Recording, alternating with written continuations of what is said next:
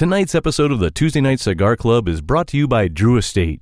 Come experience the rebirth of cigars at www.drewestate.com and download the free Drew Diplomat smartphone app today to discover nearby retailers, RSVP to special events, redeem points to win exclusive Drew Estate merchandise, and much, much more.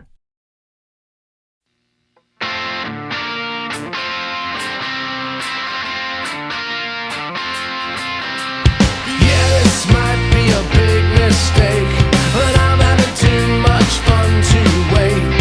Flag her down when she comes back by. That one's yours and this one's mine. Bring another round. Bring another round. Bring another round. Bring another round. Bring another round.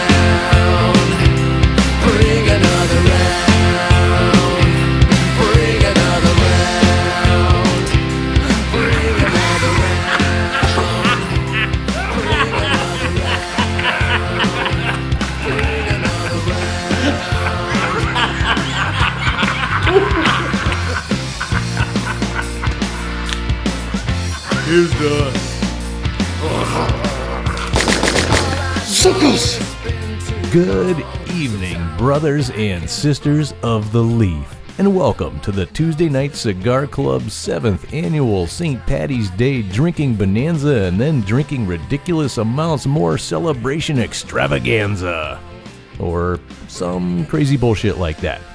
Tonight, your favorite crew of mischievous drunken leprechauns will be discussing the 2021 Robert Bronzi action flick, The Gardener, while smoking the Genève Ceathair green cigar from Cavalier Cigars, paired with, as always, a truly mind-blowing amount of craft beers.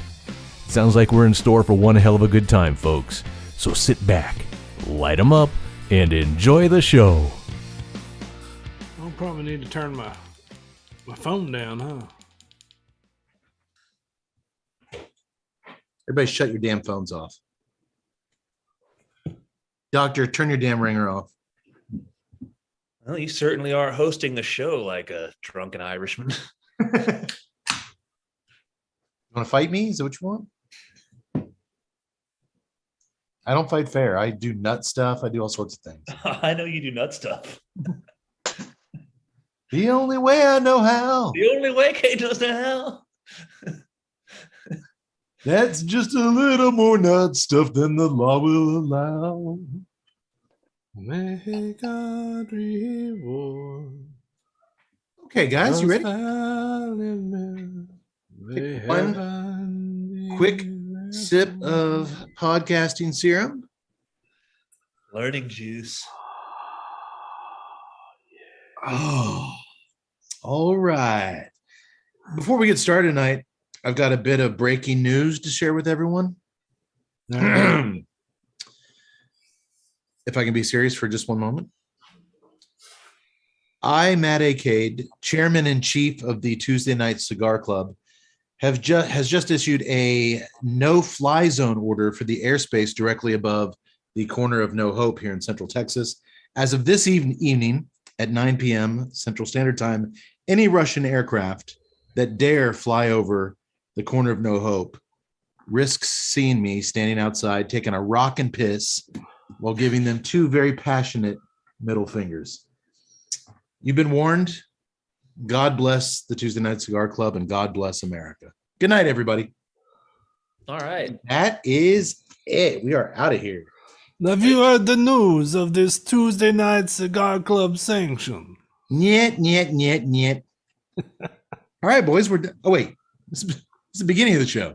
Mm-hmm. Oh, shit. That's correct. Yeah. Okay. Just getting rust off. We still got to do the show. Yeah. Indeed. Shit. That's what we do. Welcome, everybody, to the Tuesday Night Cigar Club, episode 153. Yeah. It is our 7th annual St. Patty's Day drinking bonanza and then drinking ridiculous amounts more celebration extravaganza or some crazy bullshit like that. We got a whole lot of Guinness over here with my name on it. You party people ready to party? Yes. Yes. Good answer. And Yad Boy, I'm assuming that you are knee deep in preparations for a rather large upcoming party yourself. Indeed, I am.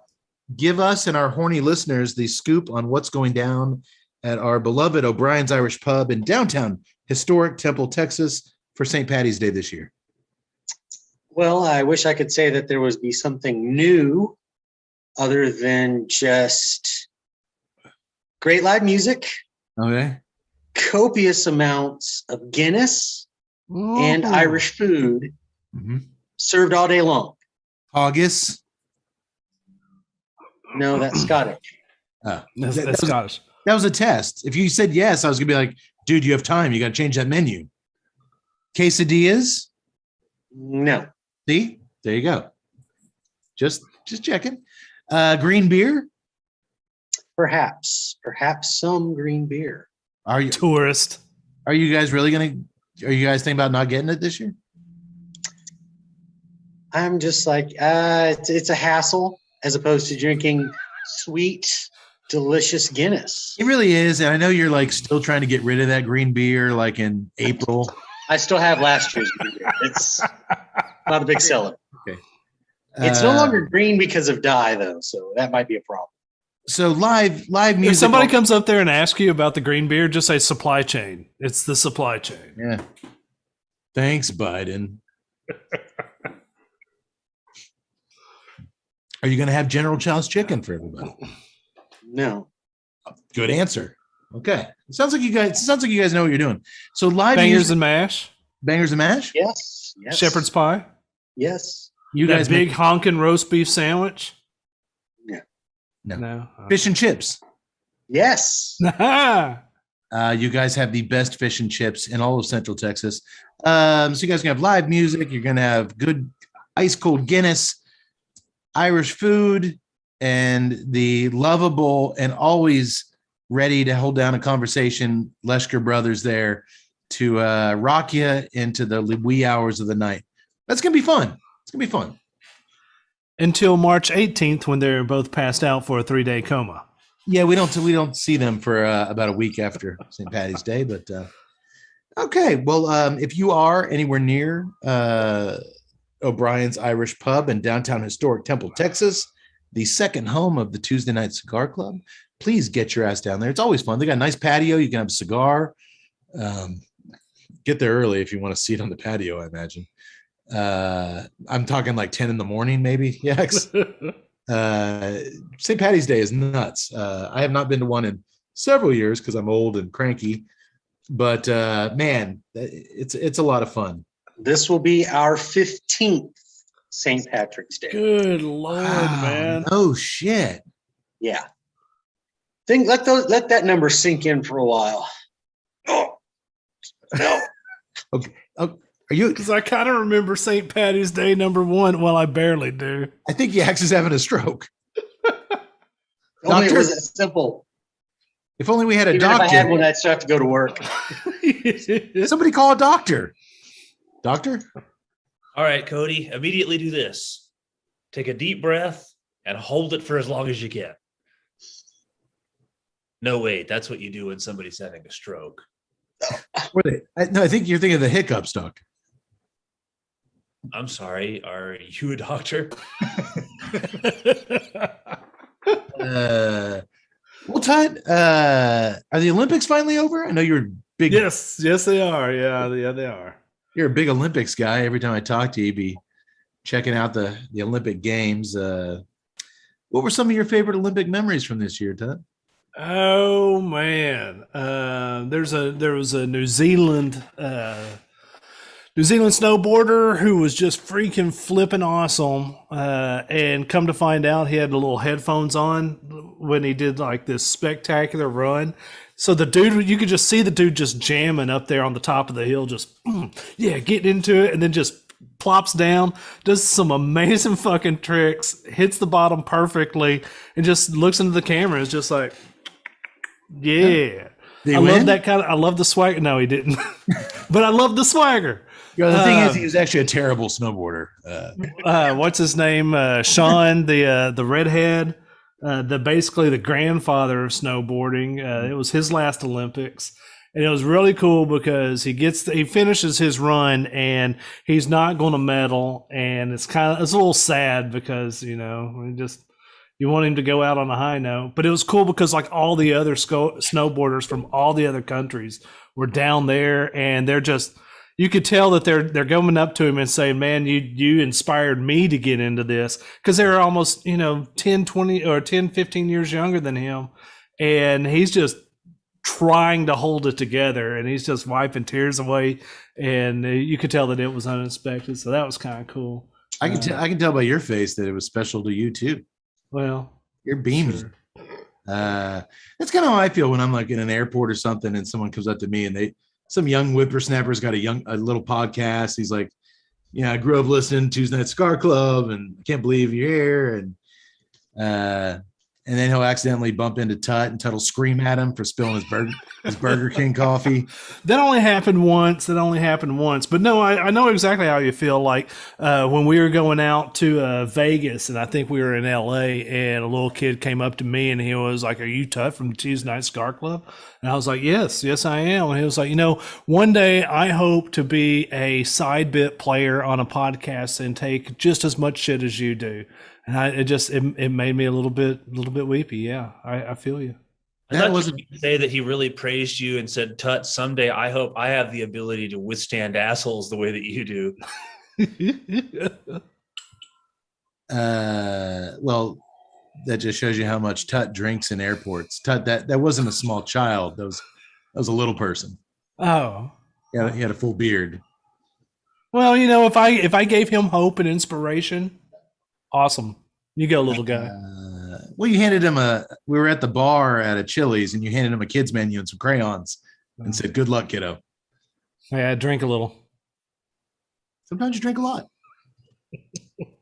My favorite headline, I didn't watch any of the Olympics, but I was looking at Rolling Stone magazine 2 days ago, and it had a story. Tut, perhaps you can elaborate. I guess I can't imagine this not being the biggest story of the Olympics. Finnish skier, not Finnish like he finished the race, Finnish like from Finland, suffers frozen penis during cross-country event at the Beijing Olympics.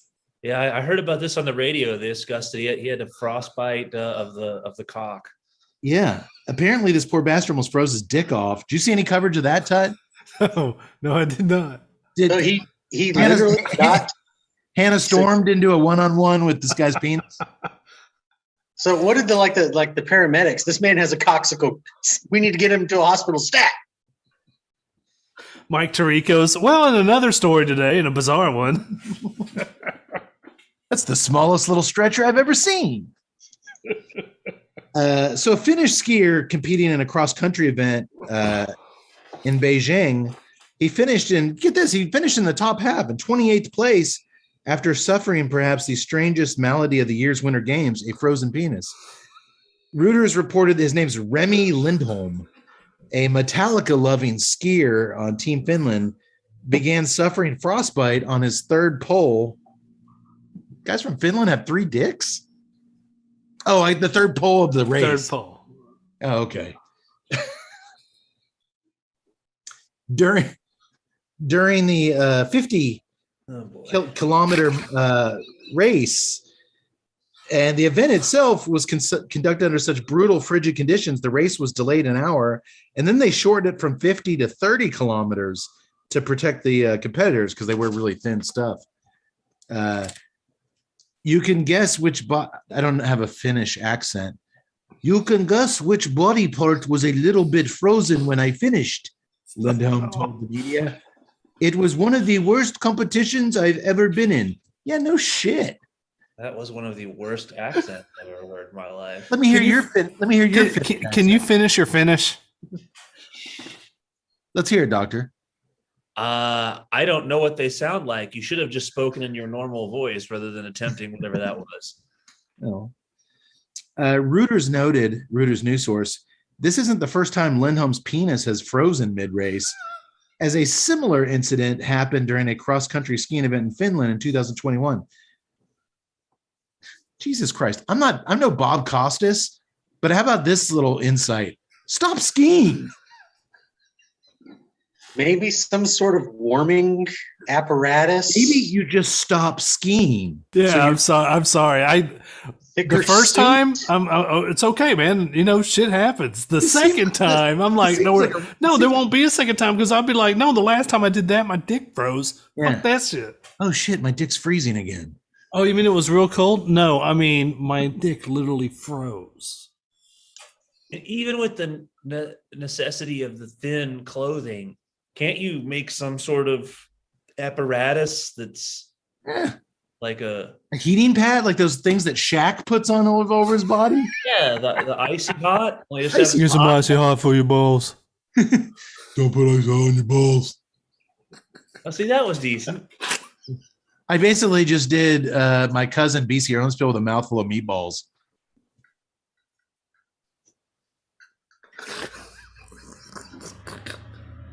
And there's you got Shaq.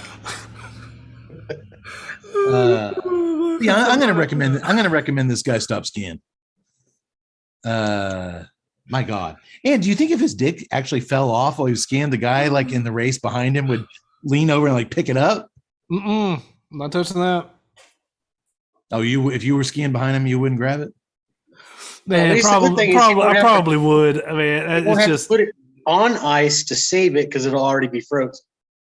I think I would be so horrified. I'm like, man, if I can save this guy's penis, I gotta. You gotta step up and do it, man. Especially for a Finnish guy. Finland, they're nice people. We got no beef with them. If you're involved in an Olympic race, I mean, how are you going to know that's? You see something fall off the guy, you don't really know what it is. You're just trying to ski, right? Yeah, but if I'm like, you know, if there's a penis laying on the ground on the track, you're gonna see that. Yeah, yaks. That's what I was thinking. Like a shish kebab, stab it with my ski pole.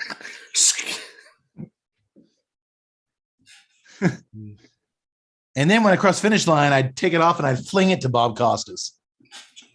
Smack him in the face with it. I don't think Bob Costas does the Olympics anymore. I'd hope not. Was he like 400 years old? He was around for the first Olympics. Sorry. And as Xerxes crosses the finish line here in Peloponnnesia, the gold medal will go to the Macedonians once again. No, I think he actually did some gun commentary a few Olympics ago and got canceled. It was a football game. He mentioned something about gun control and everybody, he got canceled. Everybody turned on him, man. He took it like a man, though. I remember that he stood up from his desk there on Sunday Night Football, ripped off his penis, slammed it on the desk, and walked out. Yeah. What I especially loved is after he put his penis on the desk, was he was like, "But I'm keeping my balls because I've got them." Yeah, and then just walked out. It was pretty cool. And then they cut to Collinsworth. My God, Al, I've seen a lot of balls in my years, but my God, Bob's got some balls. And did you see his quadriceps for a man his age? My God, Al. I saw him walking around the track earlier. They were glistening. His hamstrings were bulging. Oh, my dear God, Al. Oh, damn. I've already got the giggles. Oh, shit.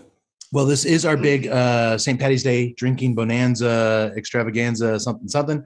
So the rules don't change. We're still going to smoke a premium cigar paired with some really good beers, hopefully, and a somewhat festive St. Patty's Day movie. I'm going to go ahead right now and introduce the film. I'm sorry. How long have I been doing this? 7 years? 7 years? I'm going to introduce the cigar since Tud is salivating all over it. We've got to wait 3 hours to smoke this? No. Me too, because you're going to be done in like 5 minutes. Yeah, it's a Robusto. I think we're try to go slow, Tud, please.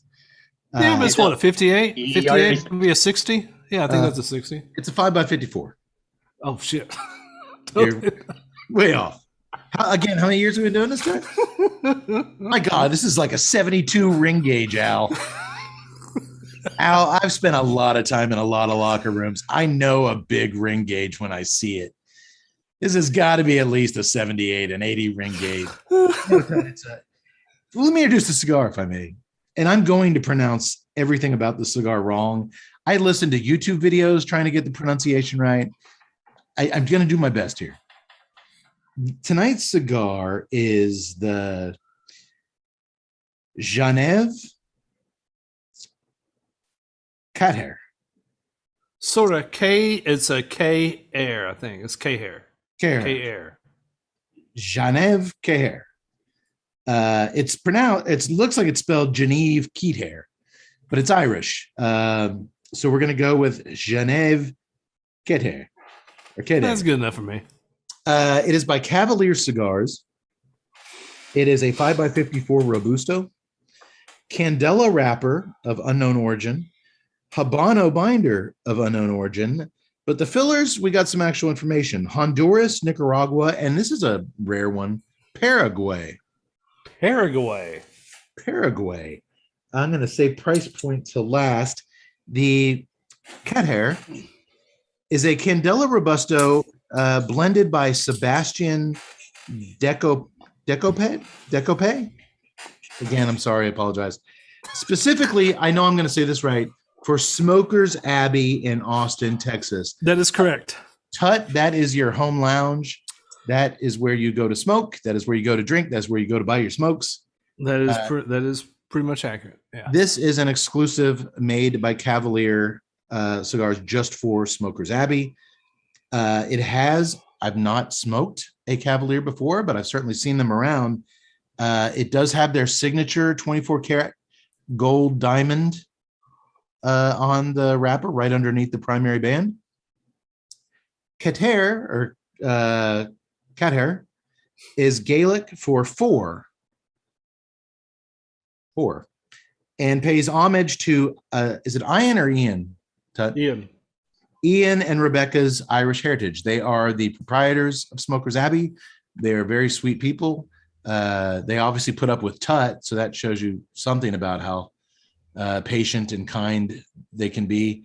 And they've been really helpful to us getting our hands on some smokes for the show over the years. So we like them, and I've been there several times too. It's a great lounge, very inviting, and they have a really cool humidor that is the kind of the antithesis.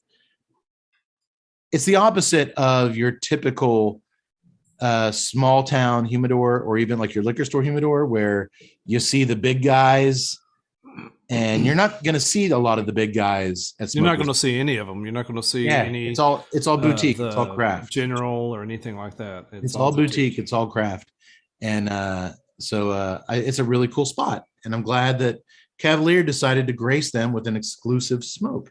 You know, a lot of people say cigar media shouldn't feature unreleased cigars or shop exclusives, and I think one of the great things about what we do is there are no rules. We can do whatever the fuck we want. But I mean, what exactly is a shop exclusive nowadays? Because you can go to smokersabbeytx.com, which is their website, and you can buy this and they'll ship it to you. And if we end up loving it, that's a beautiful, harmonious world where you can listen to us, 20 states away, and next day it can be shipped on its way to your doorstep. So I don't think there should be any rules, or if we can smoke it, chances are you can smoke it. Yeah. Or you can smoke it very quickly. So I don't think we're going to quit doing the way we do things anytime soon. That's all I really know about this one. Boy, the smell on just off the rafter has this really musty smell. It kind of reminds me of like an old book that hasn't been pulled off the library shelf in a long time. It's just got that old kind of musty paper in a good way. I love that smell. And then the cold draw is, man, for me, it's super vegetal. It's grassy. But it's got. Mine is very sweet. Yeah, I'm getting that sweetness almost to the point of, and I know that this isn't in the cigar, but I'm trying to figure it out. I'm almost getting a chocolate on the smell of it. And I know that's not the profile of the deal. I don't know where it's coming from. It's just me. I've smoked this. I've smoked plenty of these before, and I know it's not part of the cigar. But it's really weird that's what I'm smelling right now. Well, I'm sorry, Todd. Wasn't I clear? The smell you're getting is old library books that haven't been pulled from the shelf in at least 5 to 7 years. At no point did I say anything about chocolate. Jesus. Somebody's very combative this evening. Yeah, he is. I'm sorry. Are we not celebrating St. Patty's Day? I think he's right. Not see an old page anymore. here on mine. I'm just teasing. I don't get any kind of chocolate influence. But oh man, I'm great. Okay. Well, as Tut lights up, and I will hear in just a moment, we're now going to introduce our beers. Used to be in the old days, we'd all drink the same thing here in the corner, No Hope. That was awesome. Can't really do that. Well, we could, but it's a pain in the ass, and we just kind of got used to doing the Zoom thing. It's a lot more convenient for everybody. And one of the benefits of doing it is we all get to go out shopping for booze on our own, try to come up with something to pair with the movie and the cigar our own special ways. And then we can compare notes, see which ones work, which ones don't. So it actually gives you a better array of drink options to potentially pair with your cigar than when we did just one. Yak Boy, as the proprietor and handsomest goddamn bartender in Central Texas, he is going to, as always, as our resident beer expert, introduce our drinks. And you know what? I never do this, but I'm going to ask Yak Boy to start with me, because in 7 years of doing this shit, I think I might have got the best pairing I've ever done on the show. Okay. All right. I should mention ahead of time, folks, we are doing a movie tonight called The Gardener. Obviously, it's St. Patty's Day, so everything is about being green. We are doing a movie called The Gardener, an action movie, if you will. Yak Boy, tell everybody what I'm drinking. A warm cup of piss. You son of a bitch. Oh, don't spill it. Spruce Willis. Spruce Willis. Well, let me get the whole thing in there. Spruce Willis, yippee-ki-yay motherfucker, double IPA. How fucking good is that? Kudos to the name. Kudos to the name. Dewclaw Brewing out of Baltimore has made a wonderful, as they say, it's a piney, resiny bursts, notes of obviously spruce, with some pops of wintergreen, mango, and grapefruit. The last thing this beer wants to be is a hero, but it doesn't have a choice. Dude, this beer is a goddamn hero. I got everything except the grapefruit. There is a definite mango on there. Even, dare I say, a little bit of cantaloupe on the fruit side of it. But yeah, there's a definite, Tut, you would like this coming from behind the pine curtain. There's a definite pine and spruce, which is nothing new in the hop world. But yeah, it is a very piney forward IPA, but that cantaloupe and mango on the other side of it really balance that kind of, man, that pine is a real distinct, you don't want too much of that, or you don't want it to be unbalanced. I want it to be like I just licked a pine cone. Yeah, like I'm drinking a Christmas tree. Great. I actually want my IPAs like that. I want to be able to smell like a pine salt bottle. It's a very beautiful one. I can tell you, it's got like almost a papaya juice kind of look to it. It had a really nice head. Shut up, doctor. Yeah, man, I'm a fan of the Spruce Willis. And for a double IPA, it's under 9%, right? Yeah. 8.2%, 50 IBUs. That's what they're Wow. me. Maybe we found the one brewery that actually tells it how it is with the IB. Where's it? Baltimore of all places, huh? Yeah. Yeah, I put it, it's not overly hoppy at all. I put it high 50s, maybe 60, but man, just a really nice citrus balance with those piney hops. Like it. I can't say, I haven't lit up yet. I can't say how it'll pair It's with just the about the cigar. best name for an IPA ever. And for doing a movie called The Gardener, to pair it with the Spruce Willis. I'm sorry, all you other pairing mofos out there, see yourself out. It's over. It's over. The greatest pairing in the history of cigars has been done. But I guess you guys are here. We should probably talk about what you guys are drinking. Just go, Yak Boy. What's the doctor drinking? The good doctor is having the Smash and Grab IPA from Legal Draft Brewing Company, located in wonderful Arlington, Texas. I believe I've had that, and I believe I liked it. It is. The Smash, of course, is referring to a Smash IPA, a single malt and single hop. They're using Citra hops and 2-row malts. It is 6.2% and 70 IBUs. And thank God it's made by Legal Draft, a group of lawyers, because after he gets done drinking it, he'll need one.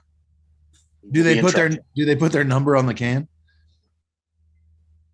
Am I in some kind of trouble here? He will be. Do I need a lawyer? Just call the Legal Draft Brewing Company. They'll take care of you. Should I let the fact that lawyers are involved color my feelings about this beer? No, give it to a straight doc. What's your diagnosis? It's great. It's great. I don't want any trouble. Okay. I'd be a little scared to try something from the Dewey Screw'em and Howe Brewery. Yeah, Dewey Cheaters, Hal. I like Dewey Screw'em and Hal better. Doctor, represented me in a couple of cases, and I ended up tits up. Let me tell you. all potential slanderous lawsuits aside, are you enjoying the beer? Wait until he finishes chugging it. Well, yeah, let's just put it that way. Yeah, if I continue to drink them, I think things will straighten out. There's a bit of that. It's very subtle, but sometimes there's a bit of that aftertaste of Palmolive dishwater. And I don't know if that's, again, just because I didn't dry the glass out good enough last time I used it. It's never something you want in your beer, man. You've been getting that a lot, though, Doctor. You might want to check your washing machine. I hand wash, and I do a thorough job. Oh, I don't know, buddy. I don't know. You know what? In all seriousness, we've experienced that kind of lemon liquid dish soap thing in quite a few beers over the years, and it is not something I have had a lot of the Legal Draft beers. I'm not sure if I had the Smash and Grab, but it is a thing that you get in some beers, and some I think it can only be some people like it. It's a faint aftertaste on this one. So I think the only other one, did they make the please and thank you? I think that was the only other one. No, I think all theirs they made like the habeas corpus Pilsner. The habeas corpus. Habeas corpus. It's all clever legal stuff. They asked me if I wanted to collaborate with them on a hung jury stout and do some kind of artwork of me on the can, and I told them I do it with the TNCC, or I don't do it at all. Either you put all of us in our crotches on that can, or forget about it. And I never heard from them again. Here we are with the 4 Angry Men brew. That's inside baseball, though. Our listeners don't care about that. Just gonna file my tax return. Doctor, how is it on the front end before that lemon? On the first sip, is it nice and hoppy with 70% IBUs? Again, as usual, 70 might be a bit of a stretch, but it's just got that faint aftertaste of dishwater. That's the only negative thing about it. On the front end, it's decent. We'll see. At 6.2, I think if I drink a couple more, I probably won't give a crap. I mentioned earlier to Cade that I was in the store, and there is a St. Arnold's fancy lawnmower beer, and I had the sixer in my hands. And when I saw that the alcohol content was only 4.9, and the way today had been going, that just wasn't going to cut it. So as much as the fancy lawnmower, I think, would have been the ultimate pairing for a film called The Gardener, I put it back. Smash and Grab does come in a kind of a green grass colored can. Hey, buddy. That's what our antagonists are doing tonight. They're smashing and grabbing, and they are. It's smash and grab is the term for breaking and entering, and that's certainly a theme of the plot. So, I believe that's the official slogan of the city of San Francisco these days. A lot of smashing and grabbing going on. Doctor, well done. Tut, I see you've already got a nice ash going on your thing. Before it gets too far into this, first thing I noticed when I lit up, the aroma off the cigar, very unique. Like it almost smells like, after you have some firecrackers explode, like black cats, or like that smell in the air of fresh firecracker. It kind of had that smell, which is very peculiar, but I liked it. I mean, it brought back good thoughts. And then, man, the draw is so far very uncandela like. Yeah. There's a nice little white pepper, nothing, mild to medium pepper on the retro hail. And then, yeah, I would put it very mild, very mild. Mm-hmm. And then almost it's just so weird to describe it from a candela standpoint, but it's almost like a very light, faint coffee on the draw. Are you getting anything coffee on that? Man, I've been actually kind of sorry. I've been trying to focus on what kind of wood I'm getting on the retro hail. There's a faint wood. It's not like a cedar. It's not that normal. It's a driftwood a driftwood that you find down by the shore. Okay, Jay Peterman. But there's like an East Texas pine that's kind of wafting up there in the back end of that retro hail. You might be getting that pine from my beer through the Zoom. It's coming all the way through here. Hey, don't mess with Spruce Willis. I was also going to almost pick the last Hop Scout IPA, but I decided to go with Spruce Willis instead. That's the one thing I do like about this cigar is that it doesn't smoke like a Candela cigar. It doesn't taste like a Candela cigar. You're not going to be wafted away through these wheat fields or another BS. I mean, it's got a little bit of a tooth to it, but it's still very mild. There's nothing strong about this cigar. It's got some nice flavor kind of trying to creep in. It's very light on that first third, to be honest. But then once it's very, very light. And you're right. There is kind of a woodsy, very, very mild woodsy thing. And then mixed in with that faint coffee note I'm getting and the white pepper on the nose. There's also a kind of a salty element in this first third that's really kind of cool and going well with some things. Okay. We just threw a lot out there for the first little bit of cigar. We'll while we dwell on that and think on that. Yak Boy, what are you drinking?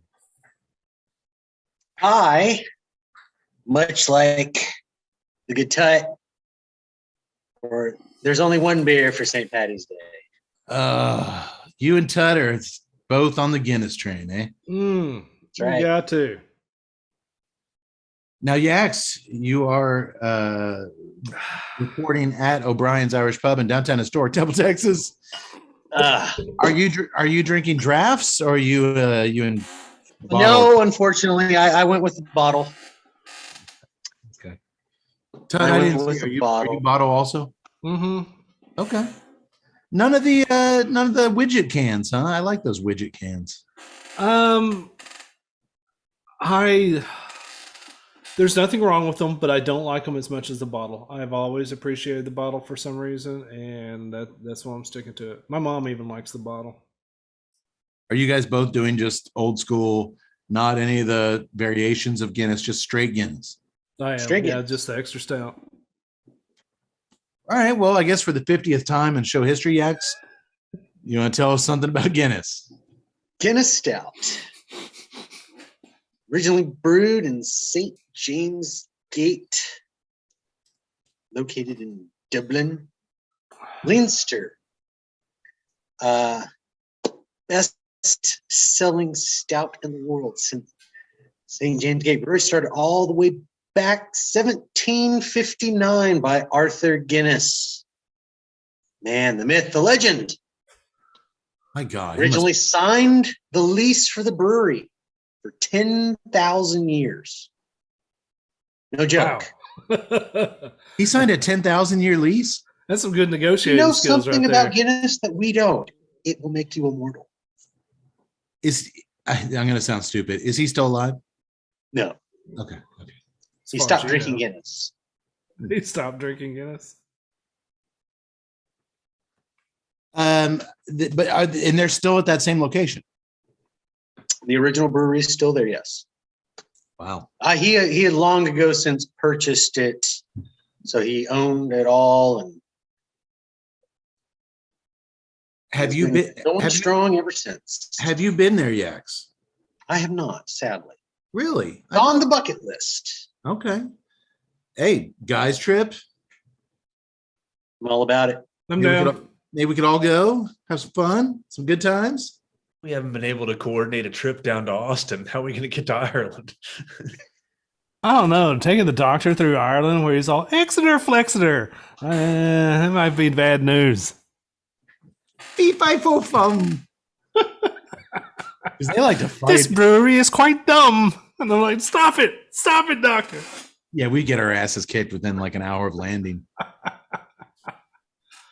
Okay, well, I love a good Guinness too. So no one is going to fault you guys ever for doing Guinness on our big St. Patty's Day Extravaganza celebration. Meanwhile, Doctor and I, some of us, we just want to bring a little something extra to the show. Go on. Bruce Willis, baby. Oh, by the way, it's going really well with the cigar. Yak Boy, Yeah. Have you When you were describing it, I was like, yeah, that's going to be a good pairing. have you lit up yet, Yaks? I just did. Are you getting any? Are you getting any of the mild white pepper on the nose? Are you getting the woodsy component? Are you getting the saltiness that I'm getting? Anything? The white pepper, definitely. That woodsiness. Not getting any saltiness now, obviously, because of the Guinness. I am getting a little bit of that chocolate. I can tell that's definitely coming from my beer. So, but like I said, that initial, when I did light up, there was still that, like when I said on that cold draw, I had gotten just some kind of sweetness, and I got that initially when I lit up. So I don't know what it was. I can only just say it wasn't like sugar or anything like that. It was just a sweetness there. I can't put a name to it. Did you smell fresh fireworks when you lit up? No. Okay. All right. So we have three different beers. One so far interesting cigar, which we've just kind of dug into. Speaking of damn good cigars, Tut, you know who makes them? I bet you're going to tell me our friends at Drew Estate, because they make good cigars. Yes, they do. And Drew Estate has a new stick out right now that y'all will definitely want to get your hands on. Introduced during Freestyle Live Special Edition, 20 Acre Farm by Drew Estate is a complex and medium-bodied cigar with super oaky and cedary notes, accompanied by a whisper of white pepper and a bright hint of citrus. 20 Acre Farm is built using a velvety Ecuadorian Connecticut shade-grown wrapper, a sun-grown Habano binder, and a filler blend of Nicaraguan tobaccos from Esteli and Jalapa, blended with the opulent and majestic Florida sun-grown leaf. You are saying everything right. Which the sun-grown leaf is humbly and lovingly grown, one harvest at a time, by Jeff Borshowitz on a pristine 20-acre plot of land near the central Florida town of Claremont. Doctor, we've been there. We have. We've been to that farm. This is the first I'm mentioning the 20 Acre Farm here on the show. And to celebrate this change in on-air advertising, we're talking up the Freestyle Live events for quite some time. I am prepared to do something that we haven't done on the show in quite some time. Bear with me, boys. What you talking about? We're going to do a little giveaway here Tuesday night. What? Yeah. I don't do a lot of them because I hate going to the post office. I pretty much hate. The pandemic really spoiled me. I hate going anywhere where I got to deal with people. Oh, look. Yak Boy's leprechaun hat has. Oh, we already got a level? He heard about the giveaway and his hat's going up a notch. I like it. So what I've got here, boys, as you can see, is a box Oh, that's nice. That It's is a a nice nice box. Although people could do a lot with that box. Is it an empty box? No, it is not, Tud. I'm glad you asked. I'm actually going to open the box now. In the box. What's in the box? What's in the box? Anything. Okay. Here's what you have to do, folks.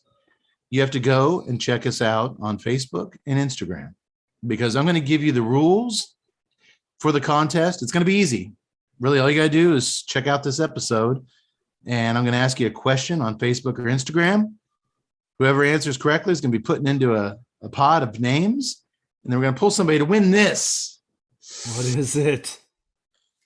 What is it? Check out this giant Another travel box. 20-acre farm cigar case. Magnetic closure. Look at that. I don't know if you can see that. The Look at that. Oh, man, the engraving of the leaves on tobacco there? leaf engraving. So then Drew State logo on the back. Oh. Then you unzip this bad boy.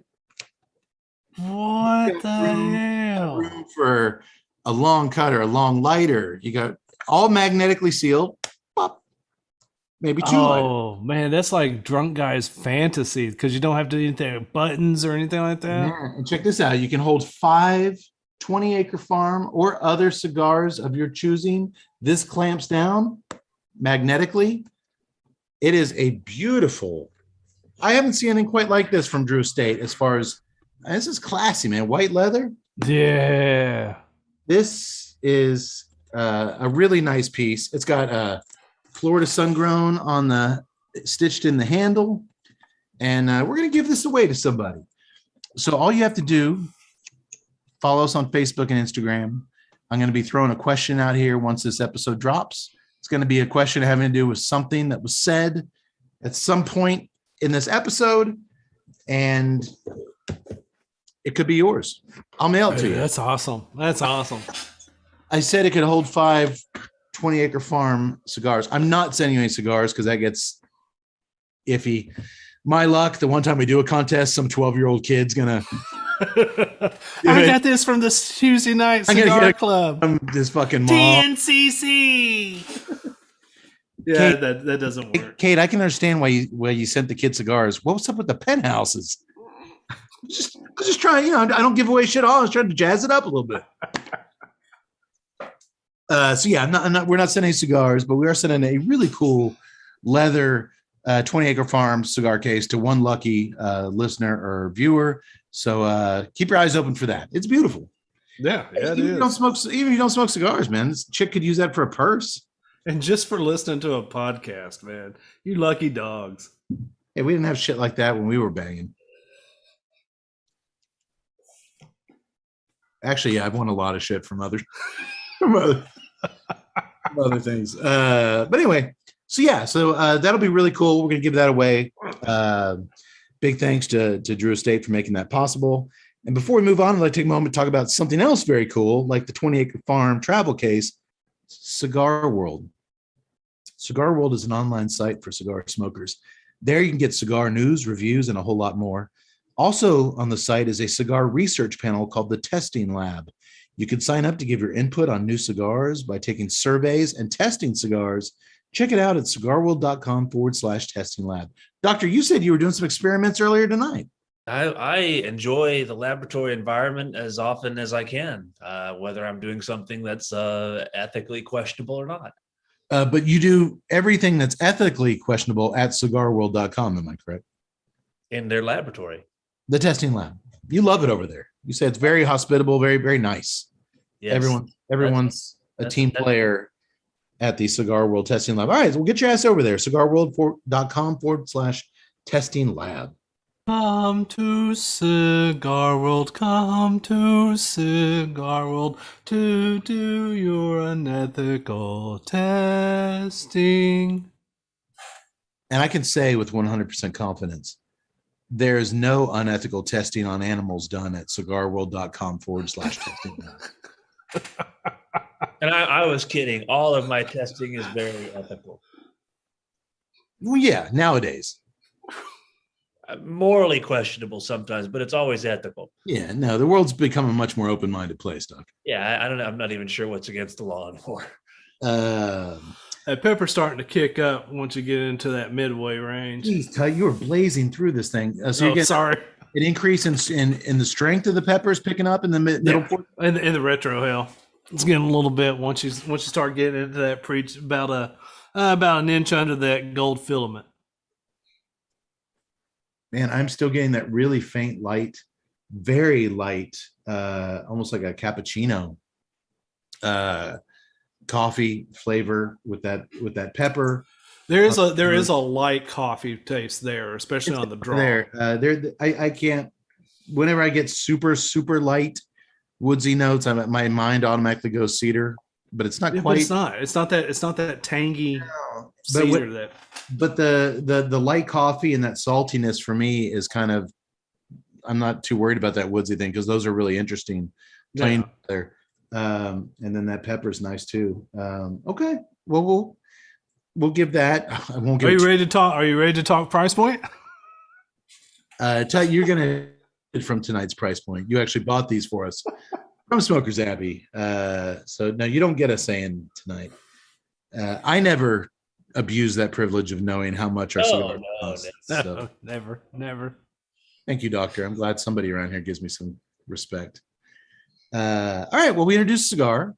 We introduced 3 different beers. We talked about cigarworld.com/testing lab and the 20-acre farm from Drew Estate. I think it's time to talk about the third component of what we do around here. Now it's the movie. It's called the movie. It's called the movie, you filthy animals. Tonight's movie is one that we've been talking about and wanted to see for, I feel like 2 years. Yeah, it's been a while. Easily. It's been a while. Yeah. I think they started shooting it before the pandemic, and it's just one that was always we're dying to see, and it finally is out. And I was almost hesitant to do it because we just did a Robert Bronzi film like in 3 months ago. Yeah, the prison one.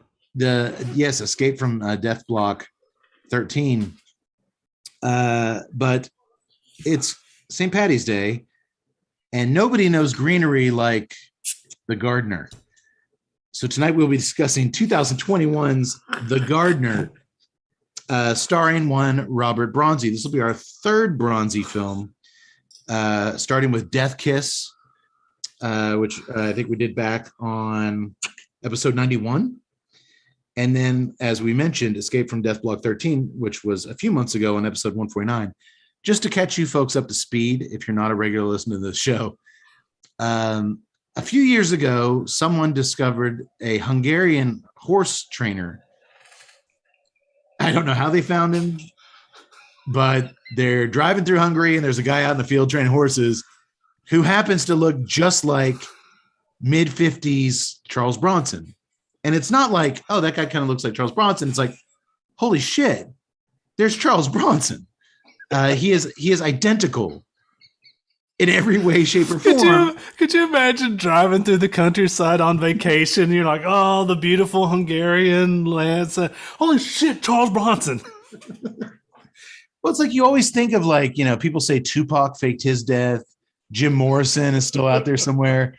It never occurred to me that Charles Bronson would fake his death and then lose like 20 years and regress to his mid-50s form. But apparently that's kind of what happened. Everything except his voice screams golden age Charles Bronson. And it's the most unique thing. And his first film, Death Kiss, they dubbed, because he had such a thick Hungarian accent, they dubbed it with a real Bronson-esque voice. And we just flipped. We thought it was the greatest thing ever. Like all of a sudden we have movies with Charles Bronson again, one of our favorite guys. And it was just so beautiful. And then with Escape from Death Block 13, they decided to start letting Bronzi use his real voice. And it didn't help that he was surrounded by terrible actors and a terrible story. And that movie, Death Kiss, was up here. For me, Escape from Death Block 13 was a real downslide. So I'm curious to see what you boys... I thought it was fun, but yeah, it definitely was degrees down. So I'm really curious to see. This is our third trip around around the table here with Bronzi. I'm Come very on, Bronzi, don't let me down.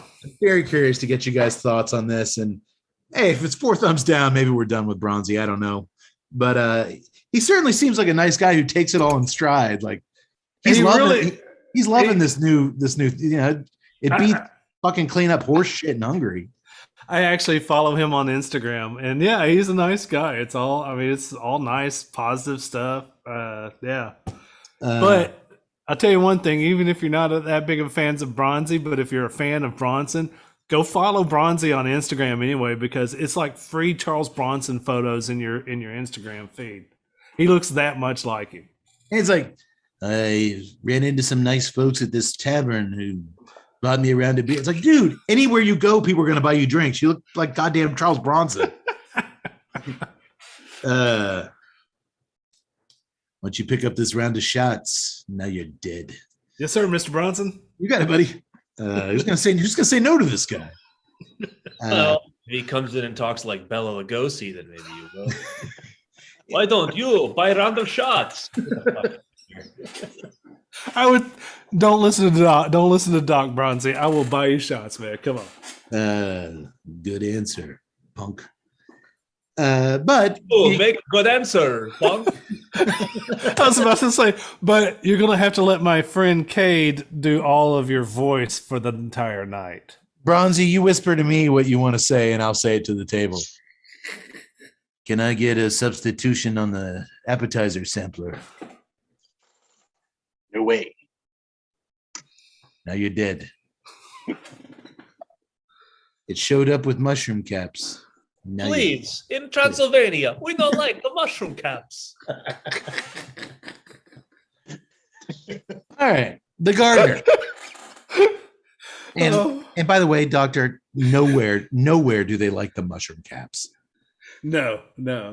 You're not the only one who can do an impersonation. It's going to be a battle tonight. Yax, Don't talk, just listen. Yax, will you be serving mushroom caps at O'Brien's Irish Pub for St. Paddy's Day? Yes, I will. Ugh, really? It is one of our number one selling appetizers. Just a plate of mushroom caps? I heard Russians like mushroom caps. Yeah. Oh, look at Tut throwing down the Russia hate. Hey, I'm a tut. TNCC is anti-Russia. I'll give him that. I have gone even further than you guys. I have decided to allow refugees from Ukraine, as long as they are 23-year-old female ice skaters, live in my place. I think that's very generous of you. You are a saint. Doctor, you are just... A lot of people talk the talk, but you, my friend, you skate the skate. And finally, you don't have to wear those skimpy little nurse outfits you have in your closet. You don't have to wear them yourself. Someone else can. I'm still sorry about showing up at your place unannounced that day. That was awkward for both of us. Turned out all right in the end. Yeah, it sure did, didn't it? I'm sorry, Mr. Doctor. I do not wear the nurse outfit. I showed up and he opened the door in that nurse outfit and went, niet, niet, niet. See, that's the difference, though, Todd. On the one hand, you have, Doctor, I'd like to see that medical degree because I smell fish. And on the other hand, you have, you was doctor. Okay, you may operate. Come on, Bronzi's not Yakov Smirnoff here. And I'll say this: it's the cool hip thing right now to be anti-Russia. I've been against those guys since Rambo 2. I don't know. I started to come around with Rocky. What was it? Rocky 4. You know, if I can change, you can change. We all can change. That was hopeful optimism. They never obviously they never changed. They never changed. Yeah. But I was just so inspired by that Russian ring announcer. Man, when he was getting into it, it's like, and I was just like, oh, dude, I don't know what you're saying, but that's awesome. It was spit on the American pigs. That's what it was. I'm glad you said that, Tut. I never really thought about it till now. Man, that Sylvester Stallone's full of shit, man.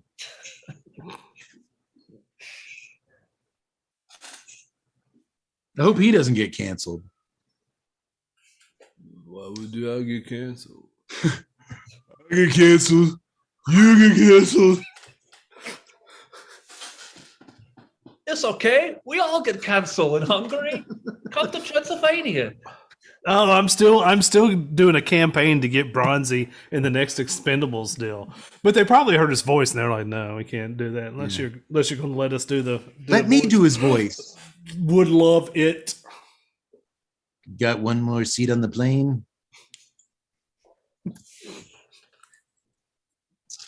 Tonight's screenplay was written by Ben Damari from a story by Jeff Miller. Miller was an executive producer on the very first Bronzi movie, Death Kiss, as well as Bronzi's subsequent flicks, Once Upon a Time in Deadwood, a Western, where they also wisely used a fake Bronson voice, Escape from Death Block 13, which we discussed a few months ago.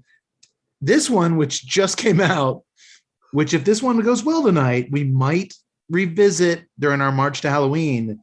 Bronzi is in Exorcist Vengeance. Oh yeah, I saw the advertising for it. He plays a priest with a Glock. You can have your guardian angels. This is all I need. Again, it depends. Is that what he says? Or let us open to Book of Matthew. Read verse 27. Who knows? Get where I'm going here? You think you have an idea what I feel? That's what keeps us watching these things. You never know where it's going to be. Doctor. And I'm getting another one. Or wait, I think I'm a little thirsty yet. I'm going to go to the fridge. Hey, you should get another beer. I'll have another can of hops.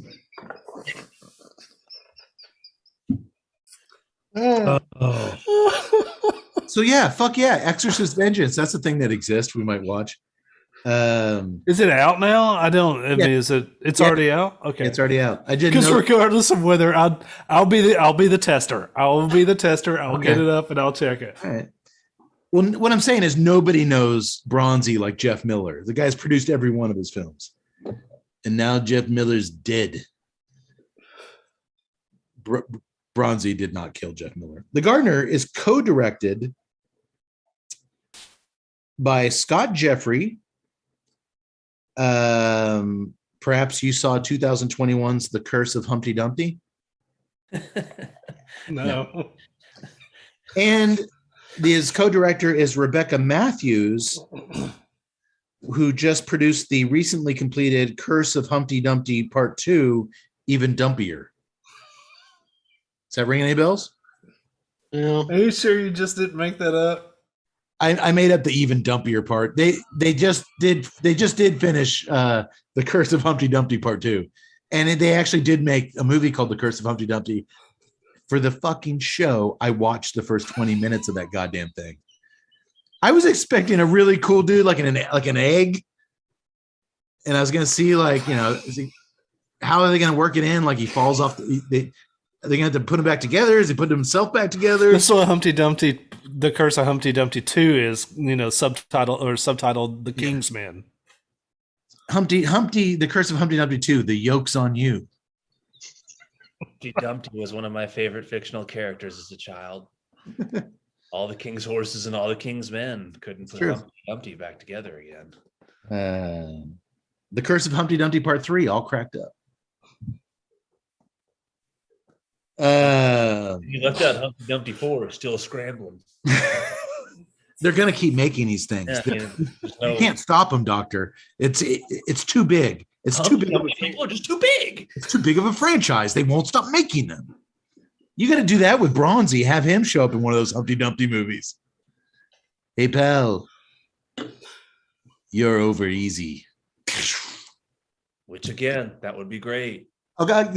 So he'd be like, I like picturing him with the Bronzi. So would Bronzi be against Humpty Dumpty?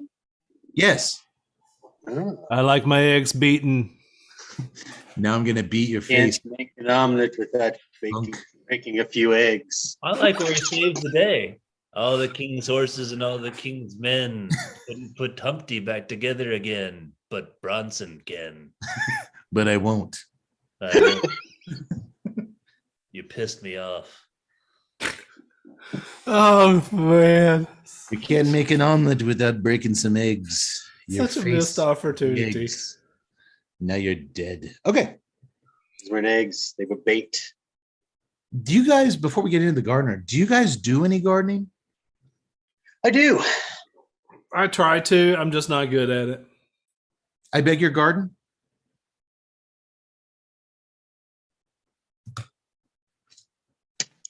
Todd, have you bought any plants lately?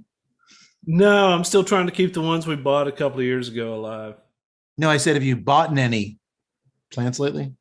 Oh, jeez. It's really bad if you have to say it twice. Yeah, I know.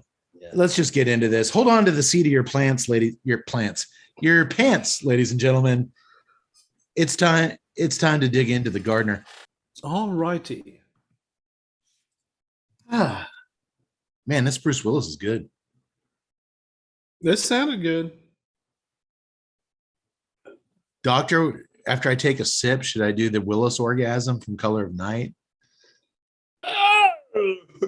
Whoa!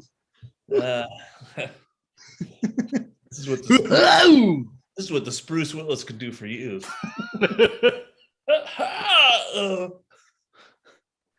He's putting the bodies in the IPA, so I'll find them. Quan Lee. No, I just like Spruce Willis when you want to spend an evening fending benders. Drink this, you fucking daffodils. It's the Dos Equis guy. I don't often drink IPAs, but when I do, I drink Spruce Willis. Drink this, you fucking daffodils.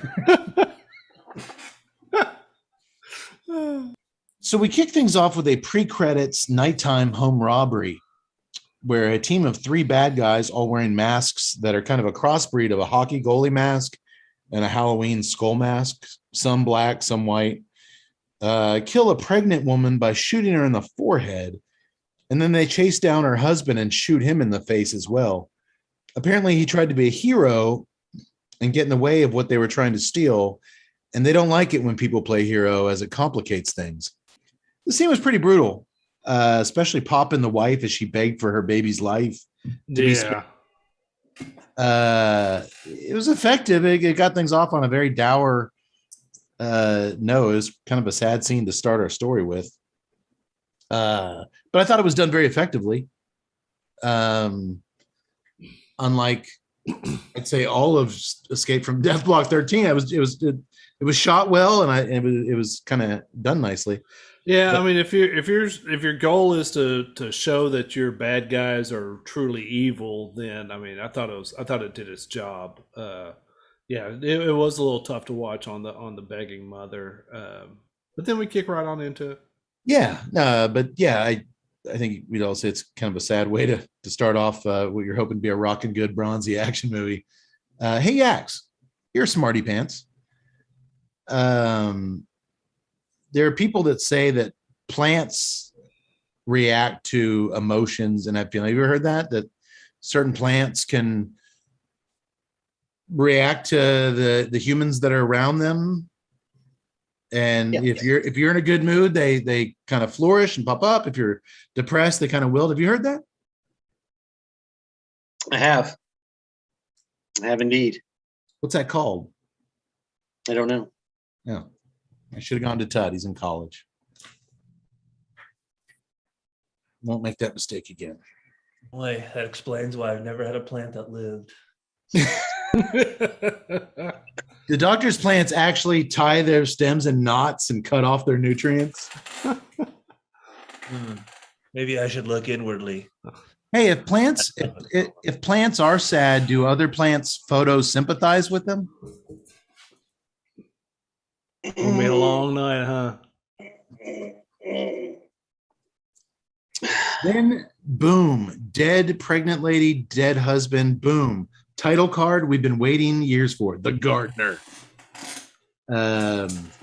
We're now, after that, we cut to a vast country manor in Willoughby, England, where an American family has recently relocated from Phoenix, Arizona. Man, I thought this location was awesome. I love the architectural design of the old red brick estate. It had like over a dozen chimneys.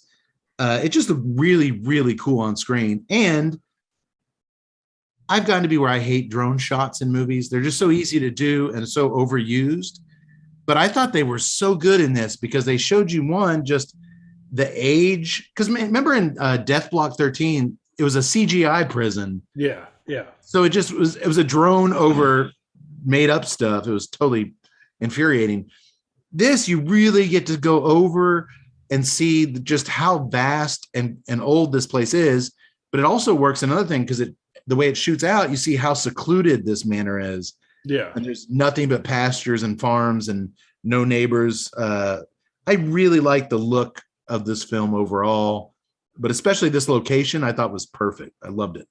Yeah, I will definitely agree with you on the look of the film. Their cinematography was stout. I mean, there wasn't anything where I was just like, eh. I mean, it was all really, really good. The production on it was really, really nice. Overall, and I'll get into a little bit later, from camera angles to lighting to the camera movement itself, I thought the cinematography in this was one of the best we've seen in a while. Yeah. And I think it's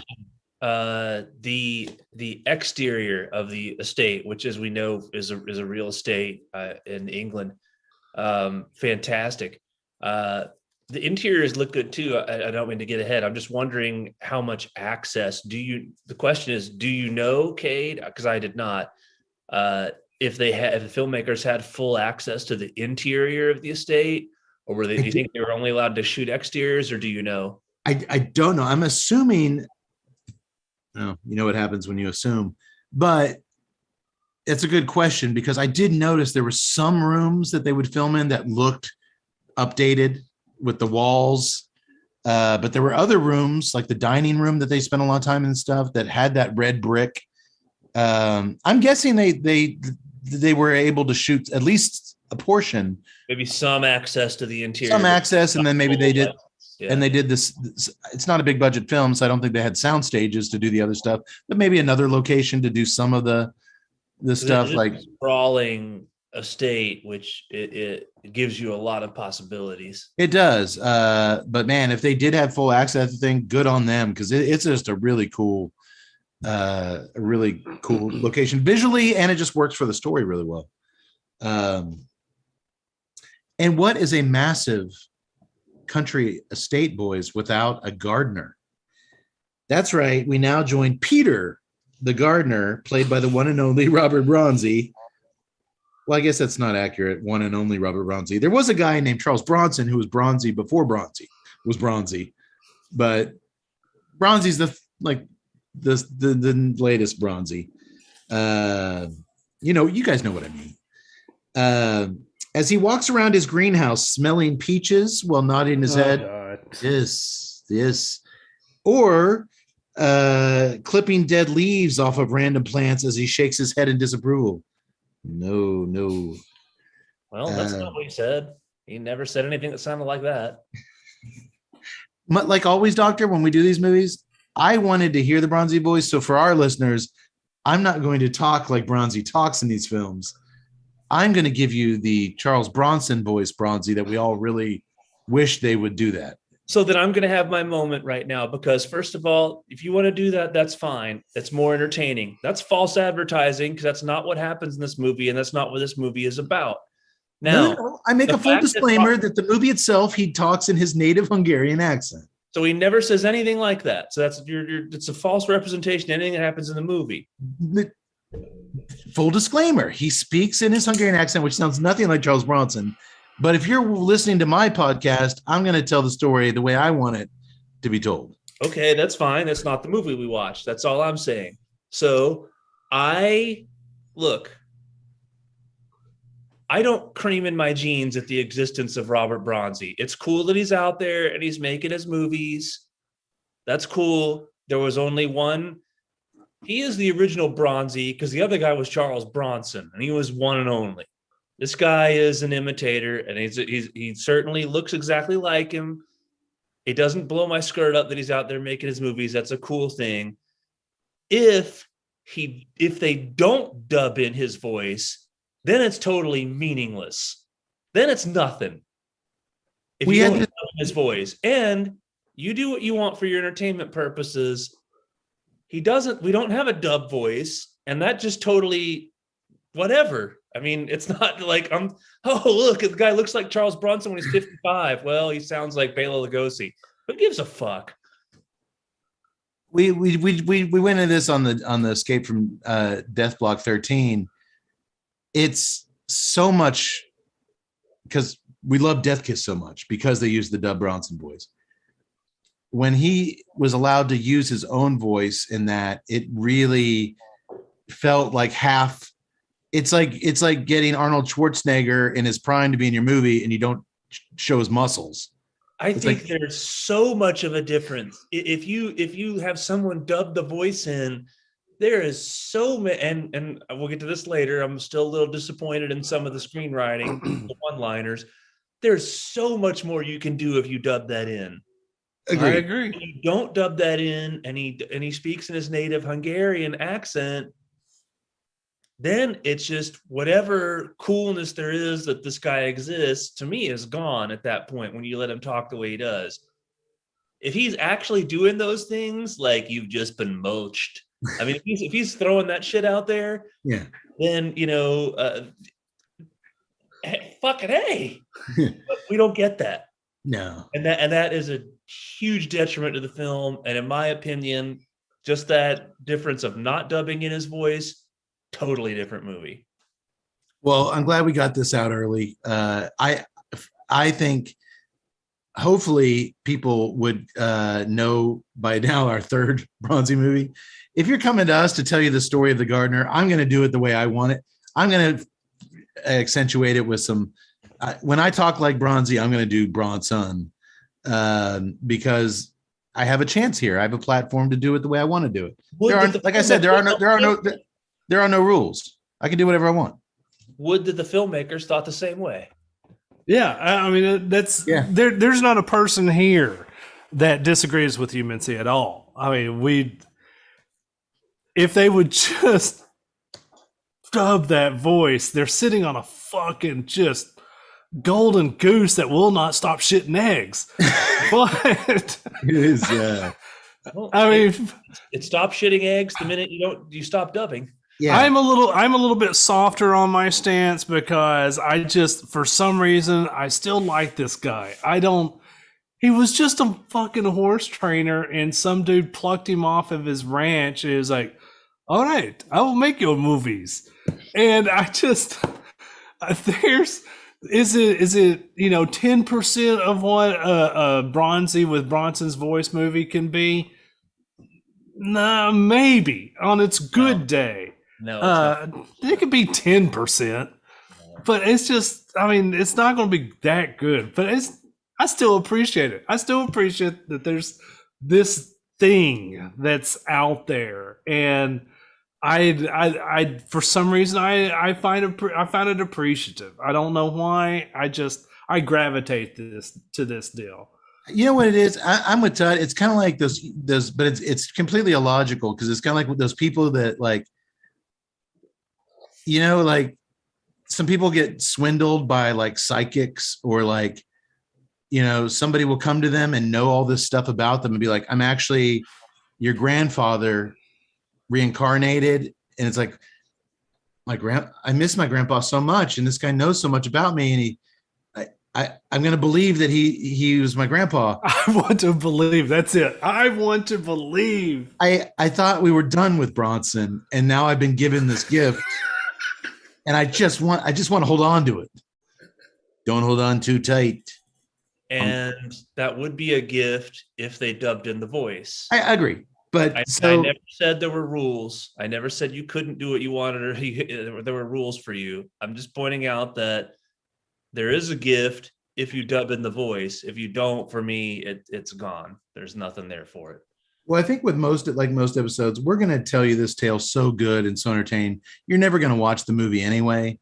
So we're going to give you a better version of this story than you'll ever get by spending $6 on it to rent it. So, and we're gonna have to tonight because I got some issues.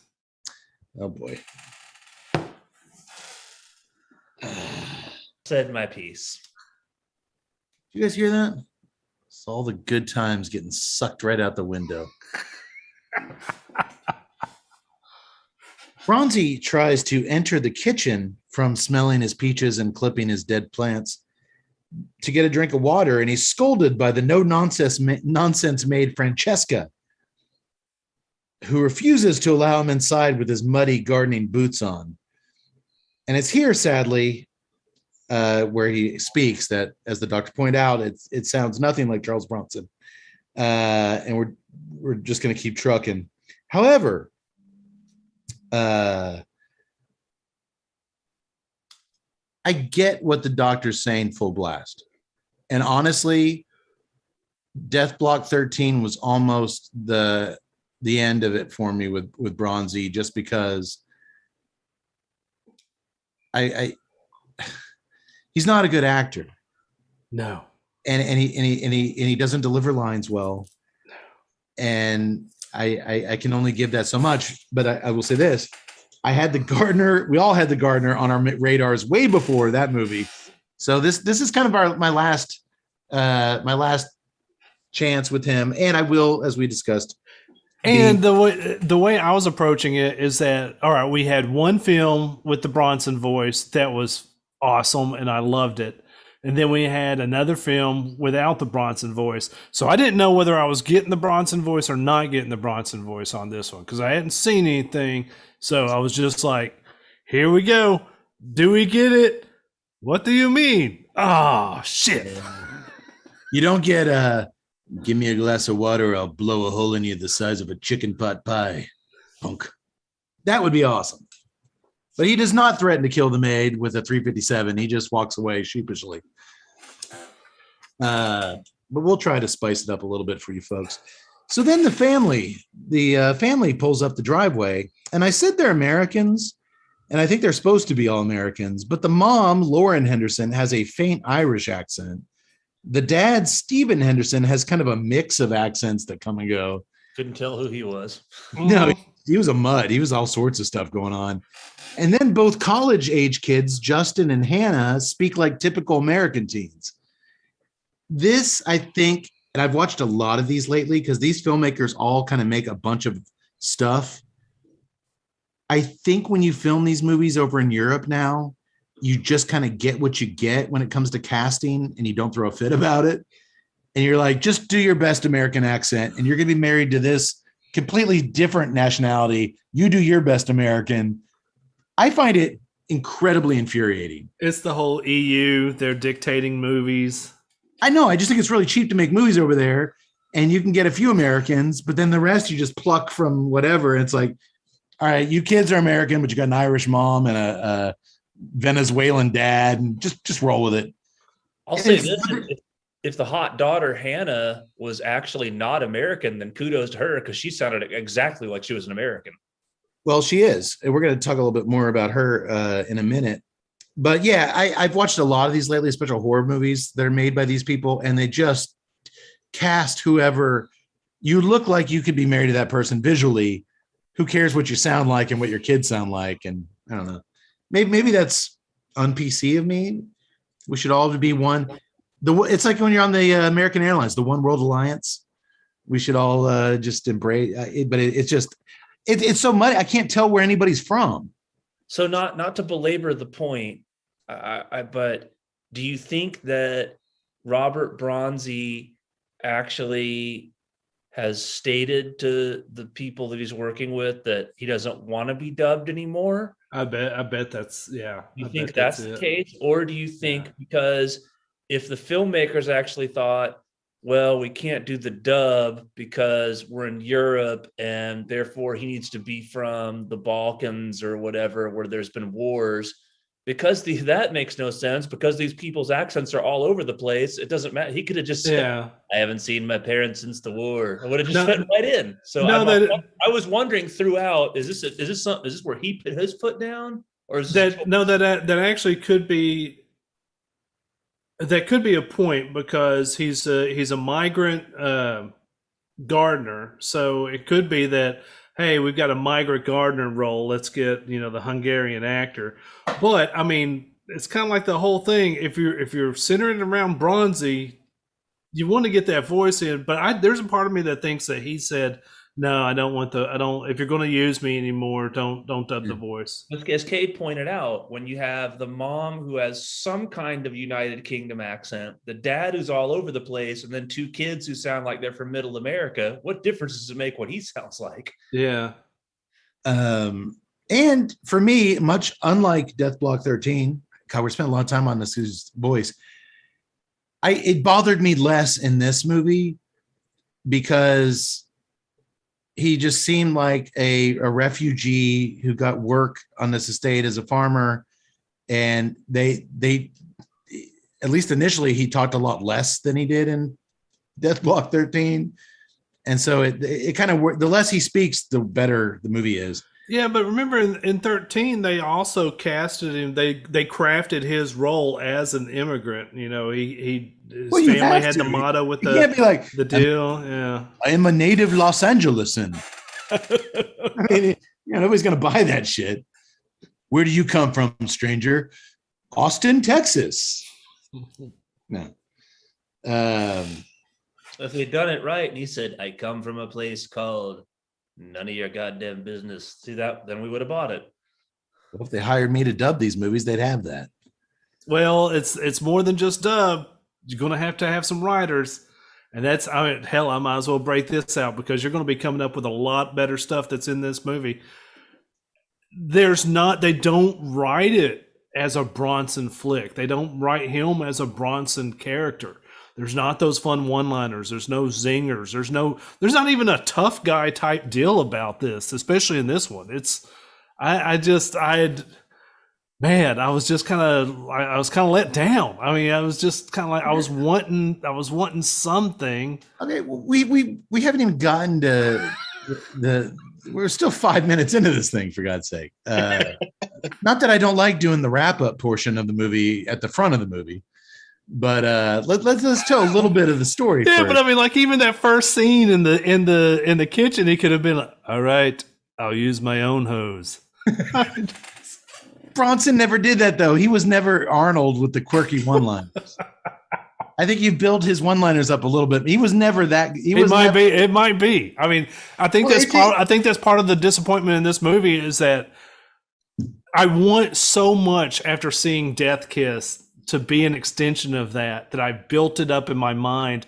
And we had talked about this movie for so long, the great potential of this Gardner character. Yeah. I mean, and then the bottom just fell out. I'm not going to agree to that quite yet. The stressed out father, Stephen, of unknown origin, he's always on his cell phone, always angry and always barking at whoever's on the other line. You tell those bastards they need to deliver on time or I'll shank every last one of them, which is hilarious because the guy looks like a cross between Griffin Dunn and Mark Duplass. Like he's a little wimpy guy in a little tweed blazer and he's like talking all tough in his phone. They never say what he does. It was a good combination. I'm not sure everybody got that reference, but that was a good combo. Thank you, doctor. I guess he could be like an executive at the English Domino's. You tell them to get those deliveries on track, or I'll shank every one of those fuckers. Do they have Papa John's in England? I don't know. No, probably not. His wife, Lauren, tries to get some answers out of him as far as what's going on with his business and what kind of financial trouble they're really in, considering they moved all the way out here to this goddamn castle for his job. But he's not sharing any information with her whatsoever. I know how to handle problems. You wouldn't even understand these problems. Just get out of my face. He's very, very harsh to his wife. And unlikable character. And he adds this. He tells her none of this matters anyway. The kids will be moving out soon. They're 18. They're going to make their own decisions and fuck up their own lives. And his son is eavesdropping through the house. He's like, that doesn't go well with the wife either. She storms off, and the son, the very sensitive Justin, he's almost on the verge of tears a lot in this movie, watching his parents' marriage crumble. Later, he always reminds me of the king's son in Braveheart, the little gay. Yeah, he is. Good call. Later, as his teenage sister Hannah lies in bed complaining to her boyfriend on the phone about her parents' constant screaming at each other. The perceptive gardener sees that Justin's also upset. He's fake smoking a cigarette out in the garden by his parents bickering. So he invites Justin to come along with him. Help me put the twinkly Christmas lights up on the fence. The dude has nothing else to do, so he tags along with this Hungarian weirdo. Mr. Miyagi style. Man, that's a real project, isn't it? These two dudes running a tiny strain of lights around a little gated door. Here's how you want to do it, Justin. It's literally just they wrap it around like they make small talk. So, has your family finished its Christmas shopping? You're right. Okay, Bronson would never say that. Yeah, they have, Peter. I think we got all our gifts. That's good. And for some reason, Justin never mentions to his gardener he looks identical to the guy from Death Wish 1 through 4. I guess you have to assume in all these movies that they live in a world where the Death Wish movies don't exist. An alternate universe. Because that would be weird if you're watching like The Gardener and the kid's like, have you ever heard of Charles Bronson? Never heard of him. No, I have never heard of him. Certainly. I know nothing of which you speak. Hang up the Tannenbaum lights. As the maid, Francesca, also... We got to mix both of these in. I like the combination of both. We'll do a he said. The maid, Francesca, pulls out of the driveway. She finished her chores. She's also played by an American doing an awful Russian, I think, voice. Because I watched some of these people's other movies, and she's totally an American chick doing it awful. But I could tell that just watching this movie that she was doing a fake accent. I totally couldn't. She drives away, leaving the manor for the day. And as she does, we see a man parked on the side of a country road nearby, watching her drive off while wearing sunglasses, even though it's not sunny outside, and smoking a cigarette. You know what that means, Doctor. He's a bad guy. Well, not only the sunglasses outside and the cigarette, but can we talk about the combination of the jeans and the blazer with the T-shirt and the gold chain? And the chain. And I've said some things about this movie. I'm going to say some more, but I may have gone to a mall yesterday afternoon and purchased several blazers and several long gold pendants and some black boots and plan to start dressing like this person on a normal. Did you get a couple black turtlenecks? I support that, by the way. You get a couple black turtlenecks? Dude, there's going to be... I thought it was just like a regular collared T-shirt with just that pendant. It might have been. This guy's name is Volker, and he's played by martial arts master and sometime action star Gary Daniels.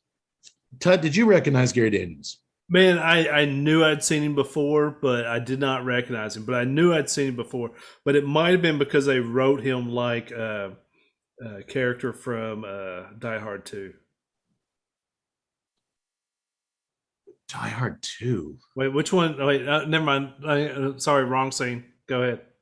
Okay. Gary Daniels was one of Eric Roberts' henchmen alongside Stone Cold Steve Austin, the original Expendables. He had a badass fight down in the tunnels with Jet Li. The guy's a real badass. He's a professional kickboxer, isn't he? Yeah, and he's actually the one when Dolph Lundgren shows up in Expendables to deal with Eric Roberts, and Gary Daniels gets in his face. No, that's him. Yeah. Yeah, he's the real deal. He knows how to fight. And I actually thought he was, I'll get to that in a minute. I thought he really did well in this movie. Volker, with his black T-shirt, blazer, and chain, walks back to his Mercedes and climbs in. He tells his two underlings in the back seat, Riley and Drake, they were two of the mask-wearing killers in the opening scene. He tells them the plan for breaking into the manor tomorrow night. Everyone from the maid to the entire family will be gone then, so the men should be able to enter the house easily and steal what he tells them to steal and get out with no complications this time. No bloodbaths. Riley tries to explain he had to make a move when he shot the pregnant woman, but Volker doesn't give a toss. I like that expression, that British. I'm going to start saying that. I don't give a toss. Toss off, fucker. Toss off. Toss off, wanker. Toss off, you wanker. You can call somebody a tosser or a toss pot, too. he's very adamant, no complications this time, no dead families. Riley, who's basically Tom Sizemore's trigger happy Michael Chirito from Heat, I had to make a move, man. It's Waingro. Or Wangro, I'm sorry. Wangro, not Chirito. Well, for Chirito, though, the action was the juice. But Chirito could follow orders. Wangro could not, and that is very much Riley. Thank you, Doctor. It is very much Wangro. But even though Volker just said no dead bodies, no killing anybody, Riley can't read the room as he says he'll bring his garrote, those two sticks with the wire in it, to strangle people this time around. And both Drake and Volker are like, dude. This is the one thing where I just wanted this guy to be like, hey, come here. Yeah. Just like hit him like, the fuck did I just say? The governor, Volker, they call him the governor, doesn't want any more cock-ups. That's what they call it. If they screw up again, Volker tells them, they're off the crew. And you know what that means. Stop your flimity flam. You're dead. You fuck up again, you're dead. You don't get to retire from Volker's crew. He retires you 6 feet under. That's not a good incentive to join. Now is as good a time as any to say what I alluded to a minute ago. I really dug the performances in this flick, especially in comparison to, we laughed out loud at everybody in Escape from Death Block 13. Everybody was a caricature. Everybody was terrible at delivering lines. I thought Gary Daniels in this role, and I thought the dude playing his one dependable hunchman, Drake, is an actor named John Calloway. I thought they were really good in this. I thought they did good. Agreed. I thought they were all good. It's worth noting again that of his henchmen, one is clearly British and the other is clearly from America. But it annoys the fuck out of me how they mix and match these movies. I just like, how did this 20-something-year-old greaser dude criminal get over there? It would really doesn't make sense. Volker's entire crew should have been Brits, you would think, rather than having a young American on their squad. But yeah, I agree. All the acting performances were Gary Daniels just has a great look to him. Boy, he does. Yeah, he does. I've really never seen this guy in it. I've never seen him in a headline role, and he chews up the scenery in this thing. We cut back real quick before we cut back to the Manor. Tut, are you in the final third of the cigar? Oh yeah. Man, I don't know. I've never smoked a gold cigar before. I've never had the pleasure of smoking one of Daniel Marshall's famous 24 karat gold cigars. As I burn through the gold leaf on this, I don't know if it's happenstance that just then I started to get some Nicaraguan mineral to join that pepper on the retro. But around that same time, I did start to get a nice mineral with the white pepper on the retro. That salty, light coffee with just a little woodsy back end is still very much the dominant draw profile for me. Matter of fact, I even think that the flavor intensifies coming out of the half and going into that final third. It's a really, I don't want to judge it just as a Candela, because that's not fair, because, a lot of Candelas aren't that pleasurable, but I like to judge it just as a cigar. But that salty coffee draw and now the mineral on the white, it's a very smooth, mild, mild to medium smoke, and it's going really well with my piney IPA. I'm digging it a lot. Yeah, I like the reason why I like this cigar so much is because it does that Nicaraguan twist there at the end. Is that it doesn't stick to a traditional Candela profile. So once it starts bringing in a little bit of that mineral in there, like I said, the coffee, the flavor starts intensifying a little bit in that last third. To me, that's what makes the cigar really kind of stand out. The white pepper kicks up a little bit in the retro hell. You're right. It's not strong. I mean, it's not like overpowering, or it's not, going to make your eyes water, but it's just tweaks it up a little bit for you to notice that bump in strength. And I like that change. I do too. I'm really liking it. It reminds me of some of my favorite Candelas, the Wasabi from Espinosa, the not quite as strong, obviously. The Fomorian from Romacraft. This is really nice. Does all that sound copacetic to you, Yax? It does. Very much so. I'm guessing you never found that sweetness that was alluded to earlier. No, it just disappeared. Okay.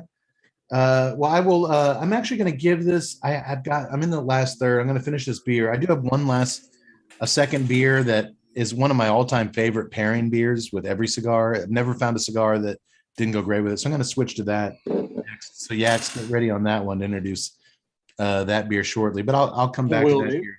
Very, very short. Tut's nubbing this thing. Yaks and I have a little bit more to go, so I'll give it some space.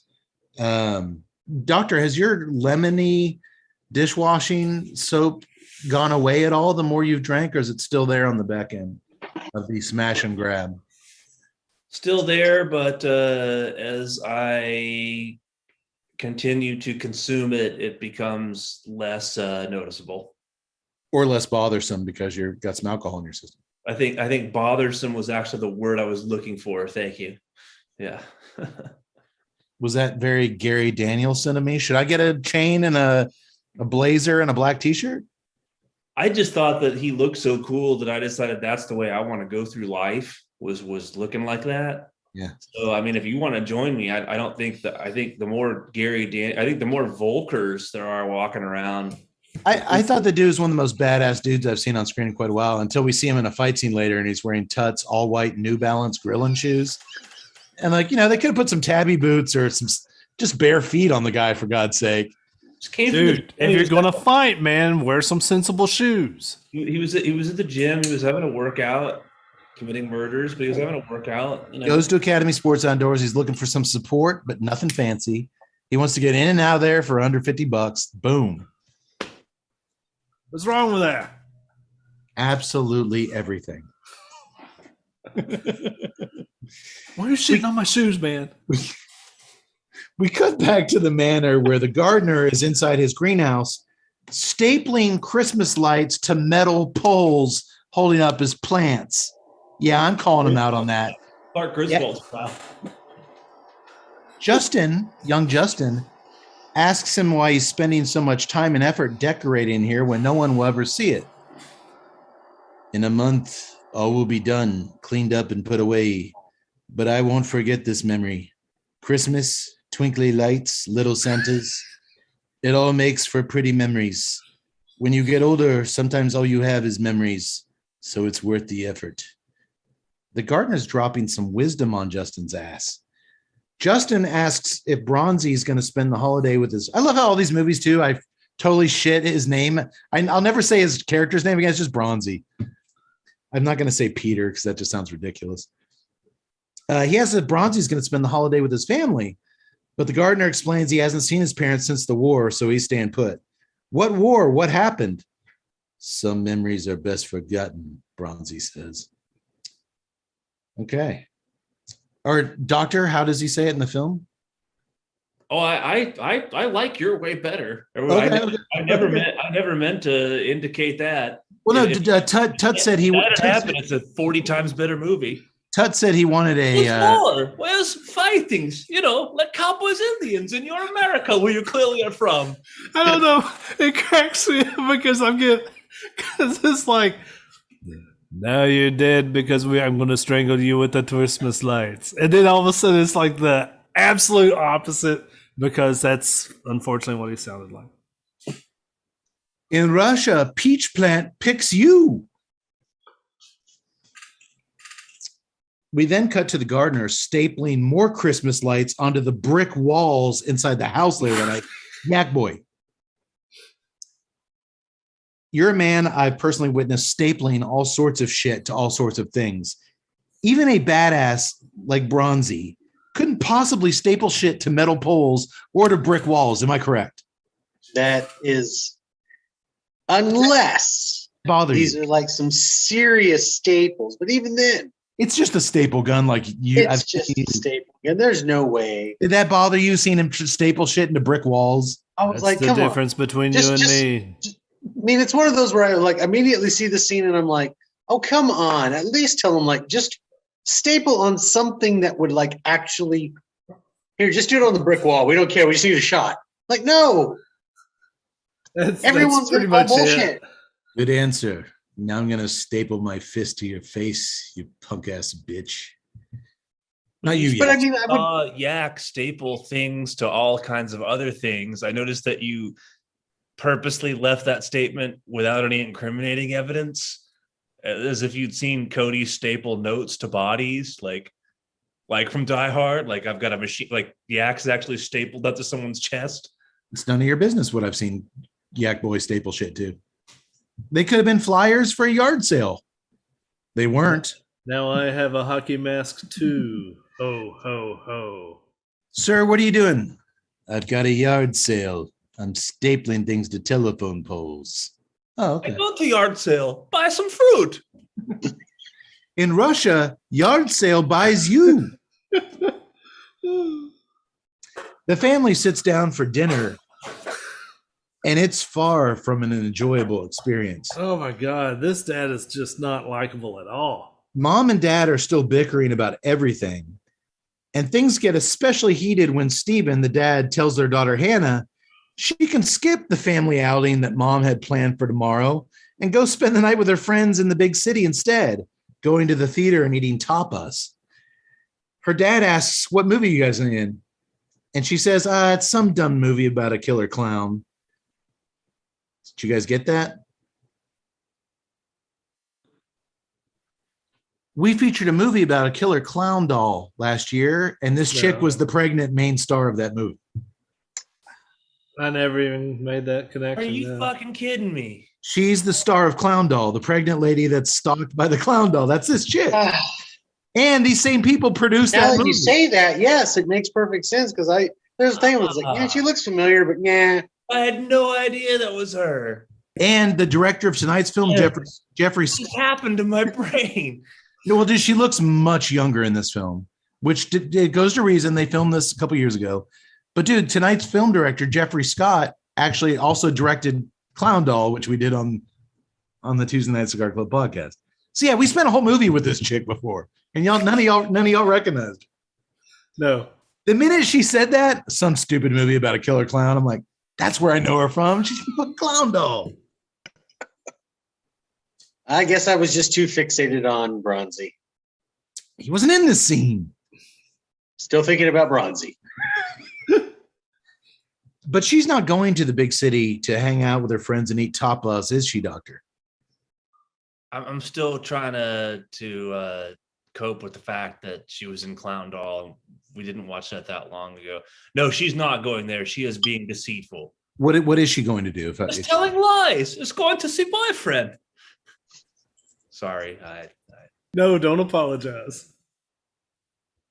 She's going to the big city to spend the night with her boyfriend, and her dad just gives her the green light to do it. He obviously thinks she spend the night with her friends, but I get the feeling he doesn't give a shit either way.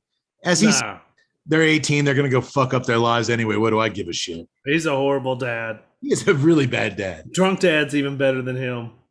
This guy does keep a very nice carafe of bourbon on his little makeshift IKEA desk in this ancient castle that they're living in, though. So he could be drunk dad, I guess. He's not drunk dad, but the next morning, drunk dad's personality. Yeah. The next morning, the gardener's clipping some random leaves off a tree. It's just a tree, just this leaf, this leaf, this leaf. When Justin strolls over to chat with him again, this kid has no life here in England, and his life is so boring he has to hang out with Bronzi. He asks Bronzi if he thinks that the trees are going to survive the incoming winter storm, even though they're giant fucking trees that have obviously survived a million storms. They'll live. The roots are strong. As long as you protect them, nurture them, they will continue to grow and flourish. It just takes patience and care. Boys, is Bronzi talking about trees here? Or maybe, just maybe, is he dropping another valuable life lesson on Justin's ass? The only thing was Damon Wayans needed to come in there screaming, "Message! Message!" How cool would that be if Wayans jumped out of those trees? But this wisdom isn't free for the taking. The gardener hands his pruning shears to Justin and makes him start clipping random leaves. Not so rough. The pruning shears are an extension of you. Be gentle with them. Justin tries to get more information from Bronzi about fighting in the war, but the gardener clearly doesn't want to talk about those days. Hannah grabs a wine bottle off the kitchen counter under the disapproving scowl of the maid Francesca as the 18-year-old heads out the door wearing knee-high black boots, a miniskirt, and a tight Christmas sweater that has festive as fuck stitched across the chest. She thanks her daddy for letting her use the car, and she ignores her mother's pleas for Hannah to stay. Her mom really wanted this family to go on this outing today. She had to cancel the whole damn thing. She didn't have to. She chose to cancel because Hannah wants to do her own thing. When mom realizes that it's useless, she sighs and smiles at her daughter, telling Hannah, be sure you use protection. She knows. She knows she's not going to be eating tapas and going to a war movie. She's going to see a boy. The gig is up. Even mom knows that. Even she knows that tapas aren't the only thing getting eaten that night.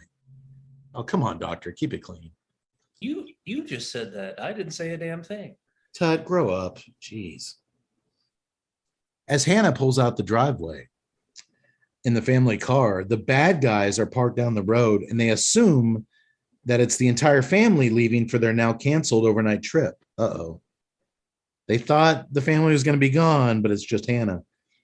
Drake and Loose Cannon Riley are joined on this job by some rando guy named Ken and a tough Russian broad named Misha. And that's all that's left now is for them to wait until the maid leaves, and then the house is all theirs. Wasn't Ken the guy that was injured in the beginning scene? Didn't they say like Ken is? Was he? I didn't. Made some kind of comment like Ken is injured, and then I think so. He was okay this time around. Okay, I didn't get that he was the guy that got hurt in that opening scene. I thought they tried to indicate that, and I was sober when I watched it, but that could either be to my detriment or not. I don't know. Ultimately, it doesn't matter. You're right.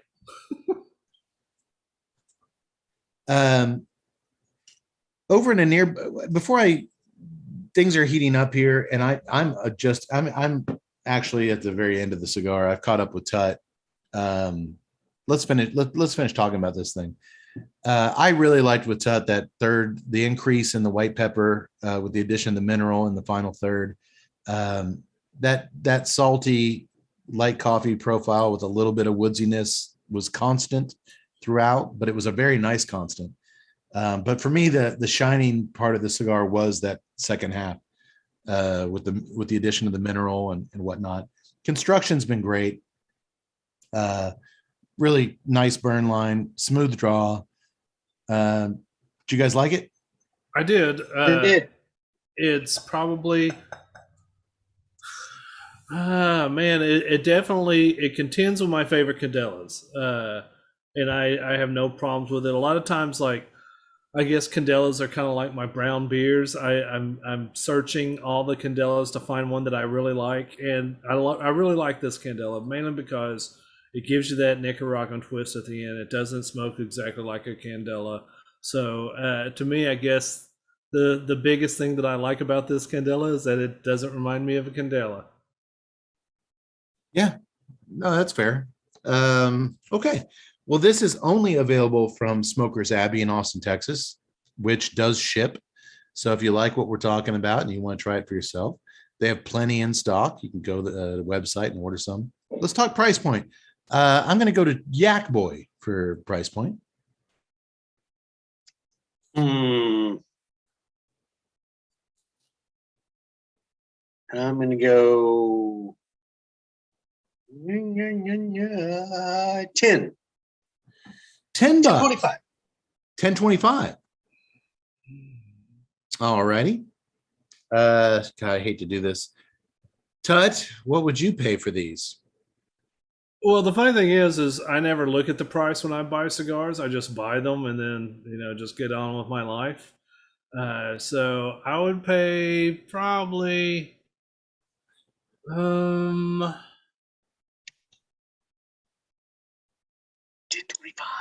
10.25. I will go 10.75. 10.75. Well, the actual price of these bad boys, $10.49. So you guys were close. You guys were close. Yeah. I really like the cigar. It was a unique, very unique profile. I can't say a cigar in recent memory I've had that had salty, light coffee notes with nice pepper and mineral, and yeah, it was very unique, and it was very beer pairing friendly. Did it go good? Did it go good? Went good with the Guinness? Excellently. And another unspoken pro in my list, or check on the pro side. It's not like what you see in the normal cigar lounge. I mean, you're sitting there with a bunch of dudes in the cigar lounge, and there's hardly ever Candelas are out of fashion. They're not widely seen in your lounges, and this is definitely makes you stand out a little bit. And then it also harkens back to the 80s, to where if you watch some Simon and Simon, and you see the cranky old guy across, the investigator from across the way there, he's always puffing on a Candela cigar. Yeah, so it always kind of brings that back to me. Candelas were huge days. My Uncle Dave smoked Grenadier Candelas every day. They were much more popular in the 80s. It was a really cool cigar. So if you're in the mood for and you know what, in recent years, it's kind of got this resurgence as a accent leaf. Yeah. Black Label, Black Work, the Poles does a lot with just a little bit of Candela, on the head or on the foot. Roma Craft does a lot with their craft series with some Candela as well. It's one of those ones I always want to like, but I'm usually visually it's interesting. Smoking wise, not so much. Yeah. This one was nice. I enjoyed it quite a bit. Good. Nice Simon and Simon reference time. I was about to drop a really impressive Simon and Simon thing, and then I realized it was a Riptide story. Never mind. Love me some Riptide. Perry King. I'll go ahead and tell my Riptide story. Perry King, one of the stars of Riptide, with Joe Perry, right, Doctor? Yeah. Correct. Yes. He's from my hometown in Alliance, Ohio, and his parents were very good friends with my grandparents. And whenever he would come back to visit later, oftentimes he would stay with my grandparents. And I have lots of family photos of Perry King hanging out with my grandma and grandpa at their house.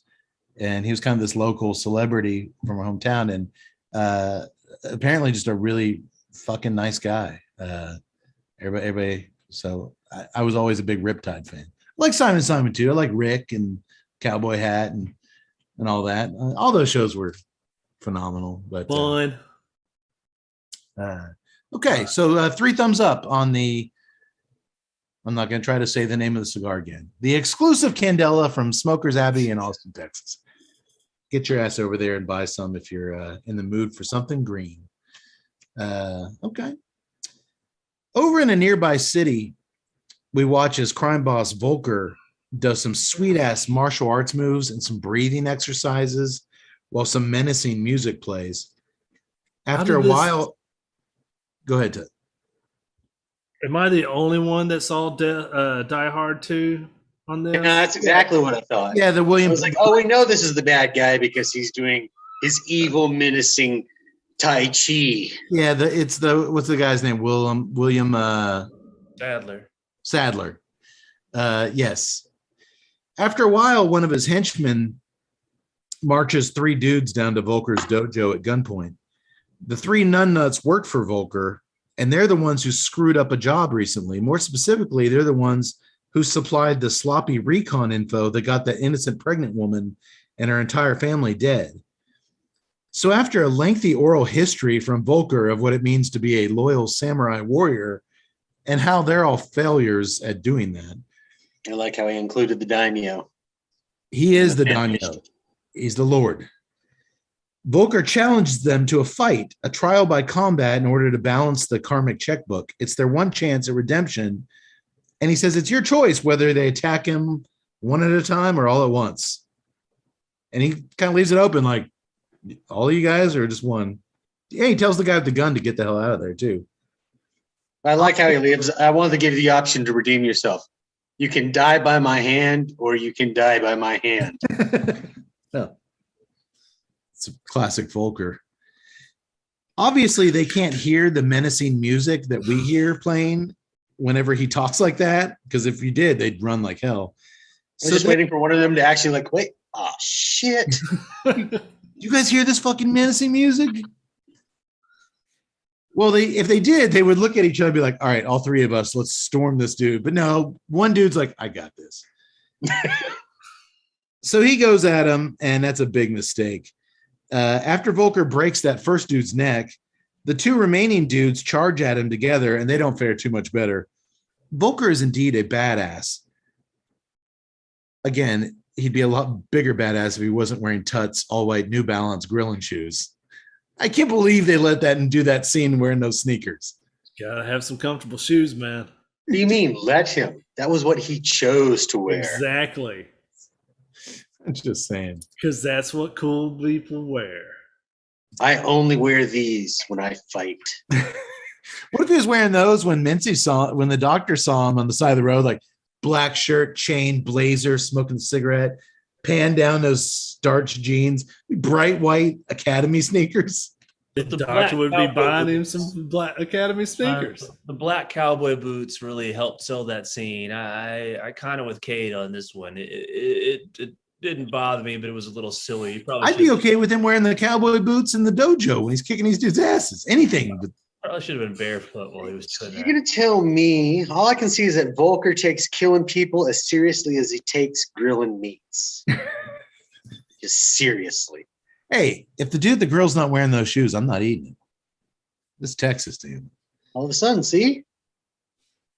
I also don't see Volker working the smoker at the annual Bad Guys cookout. There's a soft Volker side works to what Volker. he wants to work. He was very upset that they killed an innocent woman. He was. He Now doesn't I have like. to kill you guys because of what you did. Hey, the guy's got codes. He does not like families dying. He does not like unnecessary bloodshed. And he likes his coleslaw a very specific way at the weekend cookouts. And I see Roberts from the first Expendables like really dominating that smoker. Like, get out of the way, I'm handling this. Like he's really just, you don't want anybody near it. Can I put some cilantro on the corn? This is how it starts. He starts throwing out his Expendables line. You visit my house sometime during the holidays. You're like, is that I put some cilantro on the corn? I don't understand. Did we come to an agreement? Back at the manor, Justin is once again helping the gardener prune an obviously dead potted plant on the front porch. Dude, these plants look like, oh my shit, it's dead. It's the winter. Everything is dead. And they're still one by one just trimming these dead leaves. Lauren walks out, Justin's mother, and rather than questioning why her son is trimming an obviously dead plant, she invites Bronzi to eat dinner with them. Dinner? He says it like he's never heard that word before. What? Dinner? He's a little rough around the hedges.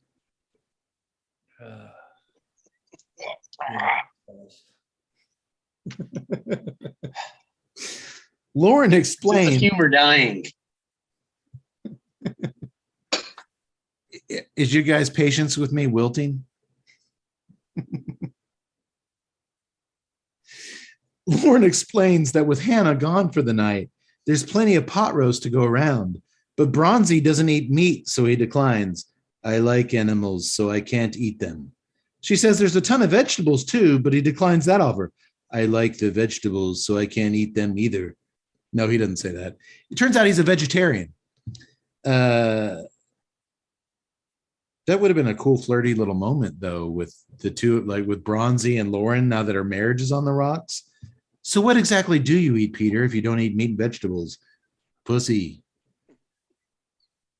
How cool would that scene be? Eat veggies and greens, unless I dive between your legs for dessert, no? Marry something, Kringle. After waves of sensuous pleasure, you'll be dead. Yax, you can raise your hat to that one. I think I will. Yeah, here you go. Doctor, I think both of our approaches would have worked nicely. I don't know. I just don't know. I don't have a feel for it anymore. The bad guys watch from their van as Francesca, the maid, drives off the property as expected. They assume now that everyone is gone, and that's what their intel told them, but they're still going to stick to the plan and wait for nightfall before approaching the house. Well, a few hours later, after a long stretch of Stephen, the dad, yelling, "Fuck!" looking at his computer screen over and over again as the bad news. I'll admit that's very realistic.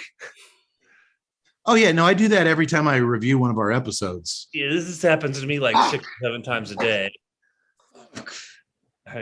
There's usually there's the mostly empty carafe of whiskey in the middle of the afternoon. I see something random pop up about fuck. I mean, this is I kind of understand this part. No, he nailed that. The 3 remaining Hendersons do indeed sit down to eat some pot roast, Mom, Dad, and Justin. Mom has also cooked up yet another plan for the family to go on a day trip tomorrow to a nearby park. You know, because all of these plans she makes are met with such enthusiasm from the family. And while Justin smiles along sheepishly, yeah, Mom, that could be fun. We could do that. What do you think, Stephen? He looks up from his pot roast and drops forward. I wasn't listening to anything you said. There's nothing likable about this dude at all. I just thought it was so honest. What? He's got his fork with his pot. He's like, he just drops it. What? I wasn't listening to a goddamn word you said. And just in case you folks at home weren't listening to what I said earlier about Drew Estate's latest creation, I'm going to go ahead and repeat it. I'm going to say it again. Introduced during Freestyle Live Special Edition, 20 Acre Farm by Drew Estate is a complex and medium-bodied cigar with super oaky and cedary notes, accompanied by a whisper of white pepper and a bright hint of citrus. I should have said that at the beginning of that cigar. Tonight, it had a whisper of white pepper. That's poetry. 20 Acre Farm is built using a velvety Ecuadorian Connecticut shade wrapper, a sun-grown Habano binder, and a filler blend of Nicaraguan tobaccos from Esteli and Jalapa, blended with the opulent and majestic Florida sun-grown leaf, which is humbly and lovingly grown one harvest at a time by Jeff Borshowitz on a pristine 20-acre plot of land near the central Florida town of Claremont. You got to smoke one to experience it. Go out there. They're out there now. You can find them at all Drew Diplomat retailers. And if you participate in our contest, you'll have a very sweet leather carrying case to carry your 20 Acre Farm cigars around. So I hope that works out for you. And while we're talking about super cool stuff, I'd also like to take another moment, a hot minute, if you will, once again to let you know about something very cool, Cigar World. Cigar World is an online site for cigar smokers. There you can get cigar news, reviews, and a whole lot more. Also on the site is a cigar research panel called the Testing Lab. You can sign up to give your input on new cigars by taking surveys, testing cigars. Check it out at cigarworld.com/testing lab. Well, I was hoping to get to this beer with a little bit left in our Candela tonight, but I didn't get to it. So I'm pouring it now, but I do want to give it a shout out because I don't know if we've done it on the show before. Yax might clear that up for me, but this beer is one of my favorite IPA. I discovered it during the pandemic. My local place started to get it. I love this IPA. If you are not sure if you see this on the shelf and you're smoking a stogie and you're not sure about a beer going well with your cigar, I've probably paired this thing with 50 different cigars over the last 2 years. Everyone is paired beautifully. Yak Boy, can you tell us a little bit about the Yellow Rose? The Yellow Rose. Which also pairs well with the Gardner movie, Yellow Rose. Maybe if there were no roses in this movie. No, They were all dead. They It was might have winter. been yellow. It was wintertime. They were all dead. exactly. There were no roses. Yellow Rose IPA. Have I done it on the show before? I think you I have. have. I did not write down the episode. Actually wasn't, but maybe 4 or 5 episodes ago. Oh, okay. I think you used it as a second follow-up? beer as well. Okay. Lone Pint Brewing, located in wonderful Magnolia, Texas. The Yellow Rose, 6.8%, around 60 IBUs. But I think you always say that it actually fits its profile really well. Yeah, it does. But you also say that you like it from the bottle better than draft. I did mention that. I had it, and I'm sorry, Yax, I had it at your O'Brien's Irish Pub on draft. For some reason, I find it much more enjoyable out of the bottle. And I tried it on a draft here locally, and I have the same opinion. So I know you guys keep your stuff perfect on the draft, temperature wise, everything. It's not a result of that. It's just for some reason this thing bottles really, really well. Everybody makes mistakes. So yeah, buy it. If you see Yellow Rose in the bottle and you're a cigar smoker, buy it and pair it. You'll love it. It's just a delicious overall profile. Great hops, great citrus, low malts, but it all just works together amazingly. Did I mention you guys I have a legitimate fear of roses? No. But you've told us now.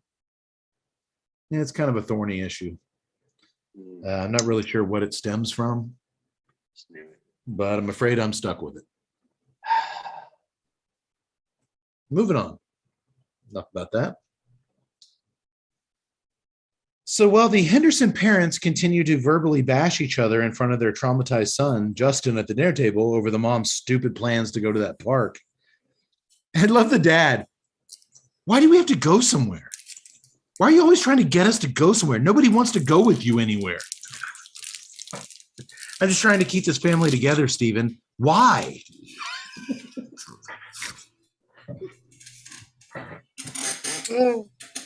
Why indeed? Well, they're chowing down on that pot roast while Bronzi eats a simple garden salad. It's dry, no dressing, just some leaves and a couple baby tomatoes up in his gardener quarters above the garage. Well, the crew of 3 bad guys and 1 bad girl put their masks on and approach the house. Well, 3 of them have masks on, as trigger-happy Riley conveniently left his at home. Although you certainly get the feeling that he left it behind on purpose, so any potential witnesses they encounter would have to be killed after seeing his face. This guy just loves killing people. And he loves saying, they saw my face, we have to kill them. Everybody sees your face. And after Ken picks the front door, they're in the house. Remember, assuming that it's empty. I thought this was really good screenwriting or editing or both, because at this point I looked at the timeline, and when the central action of these bad guys approaching finally takes place, it's almost exactly at the halfway mark of the film. By now we know just enough about the villains, pretty much all we need to know about the Henderson family and their inner dynamics. And the only character who has any sense of mystery remaining, not really, but technically, is the gardener. And we're about to learn what's really going on behind that glorious mustache, aren't we, Ag Boy? Yes, we are. But I thought, pacing-wise, I thought the film played out at a nice pace. I thought, like, all right, here we are. Here we are at halfway point, and I know these guys, I know these guys, I know what's going. Here we go. I'm going to disagree. I thought here we are at the halfway point and no fucking action. I was like, look, I get it. The family's dysfunctional. That's fine. I want action. I didn't come here for dialogue and a character study. I came here for action. Where is it halfway through this movie? All right, now let's try to get this thing going on. Isn't that a Poison song? I want action tonight. Satisfaction tonight. Is that what you're hearing? I kind of agree with Todd. No, I just thought it was slow. I think a lot of the editing in this movie is I never slow. looked at my watch. I didn't find it slow. I thought it moved at a good clip. So I guess you guys differ. Yak Boy? The only thing I would say at this point is, like, I wish, obviously now that we're going into this part of this half of the movie, I never felt like they did anything to give something like, like you give that ominous feeling towards your bad guys, but you never gave anything like to give any background. And I figured there was a few spots in the beginning for Bronzi's character to display something Oh, other than stapling Christmas lights into bricks. That He can world- just do that. That world he's not part of that world anymore yet. And I think we learned everything about the bad guys from Volker kicking those three dudes' asses. But anyway, it worked for me. It wasn't quite as on track for the three of you guys. The masked intruders enter the massive estate and stealthily make their way upstairs. The crew's leader, Drake, happens to look down upon the Henderson family eating dinner down below in the dining room, and he quietly alerts Ken their people home, but that the crew is to keep. Ken's like, so do we get out of here? Do we abort? He's like, no, keep quiet, stick to the plan. We're still going to steal the computer disks and hard drives, and we can still leave without anybody knowing we're here. They are knee deep in that pot roast. There's a half bottle of wine on the table. We can do our shit and get out of here before they know we're here. And it almost works. Almost. Just as they get the gear and are exiting out a side door, they fucking pulled it off. They got the shit. Riley, troublemaker, hears a sound from a nearby room, and despite Drake telling him, just let's go, he decides to check it out, as there might be someone potentially on the other side of the door he can strangle. Fucking Riley. So Riley enters the dining room gun first, and there's the Hendersons. He tells nobody makes a move. That's my thing. But once he pistol whips Steven to the ground, Lauren grabs a fork and charges at Drake, who quickly chokes her out. Young Justin runs for it, but he runs right into Ken, who punches his daylights out. I actually thought that was a pretty good scene. The whole Where he runs out of the room and the other guy's standing there. Hello there. Wow. Any bad guy worth his salt should be able to take down little Justin in one punch. And I will say that the hockey mask / Halloween mask, they're very effective. They look great. They look good on film. They really did, and you could tell that the cinematographer thought so too, because like there's about 6 scenes in this thing to where it's just the bad guy looking into the camera. It looked good. It looked really good. It's home invasion horror, and there are elements of that suspense that remind me of straight up horror movies like You're Next and The Strangers, where the mask was part of the suspense. Yeah. I think they did capture that. And I have to think that's the point of wearing those masks. If they do encounter people in these jobs, you're obviously going to be a lot more intimidated by these masks than just some stockings over your head. Well, that was the point, Riley. Well, I know, didn't Volker say it to them when they were sitting in the car? He said, wear masks in case you're caught on camera. Yeah, just in case they have some cameras. Wear masks, wear gloves, don't leave fingerprints. He's smart. Riley's not. Riley is loving all of this. You know, Riley's a tough badass too, because he wears a leather jacket, no mask, and he's got his like Punisher skull t-shirt on. Oh my God. Well, I figure if like Riley, if he was going to put on a mask, it would just be like a mask of his own face.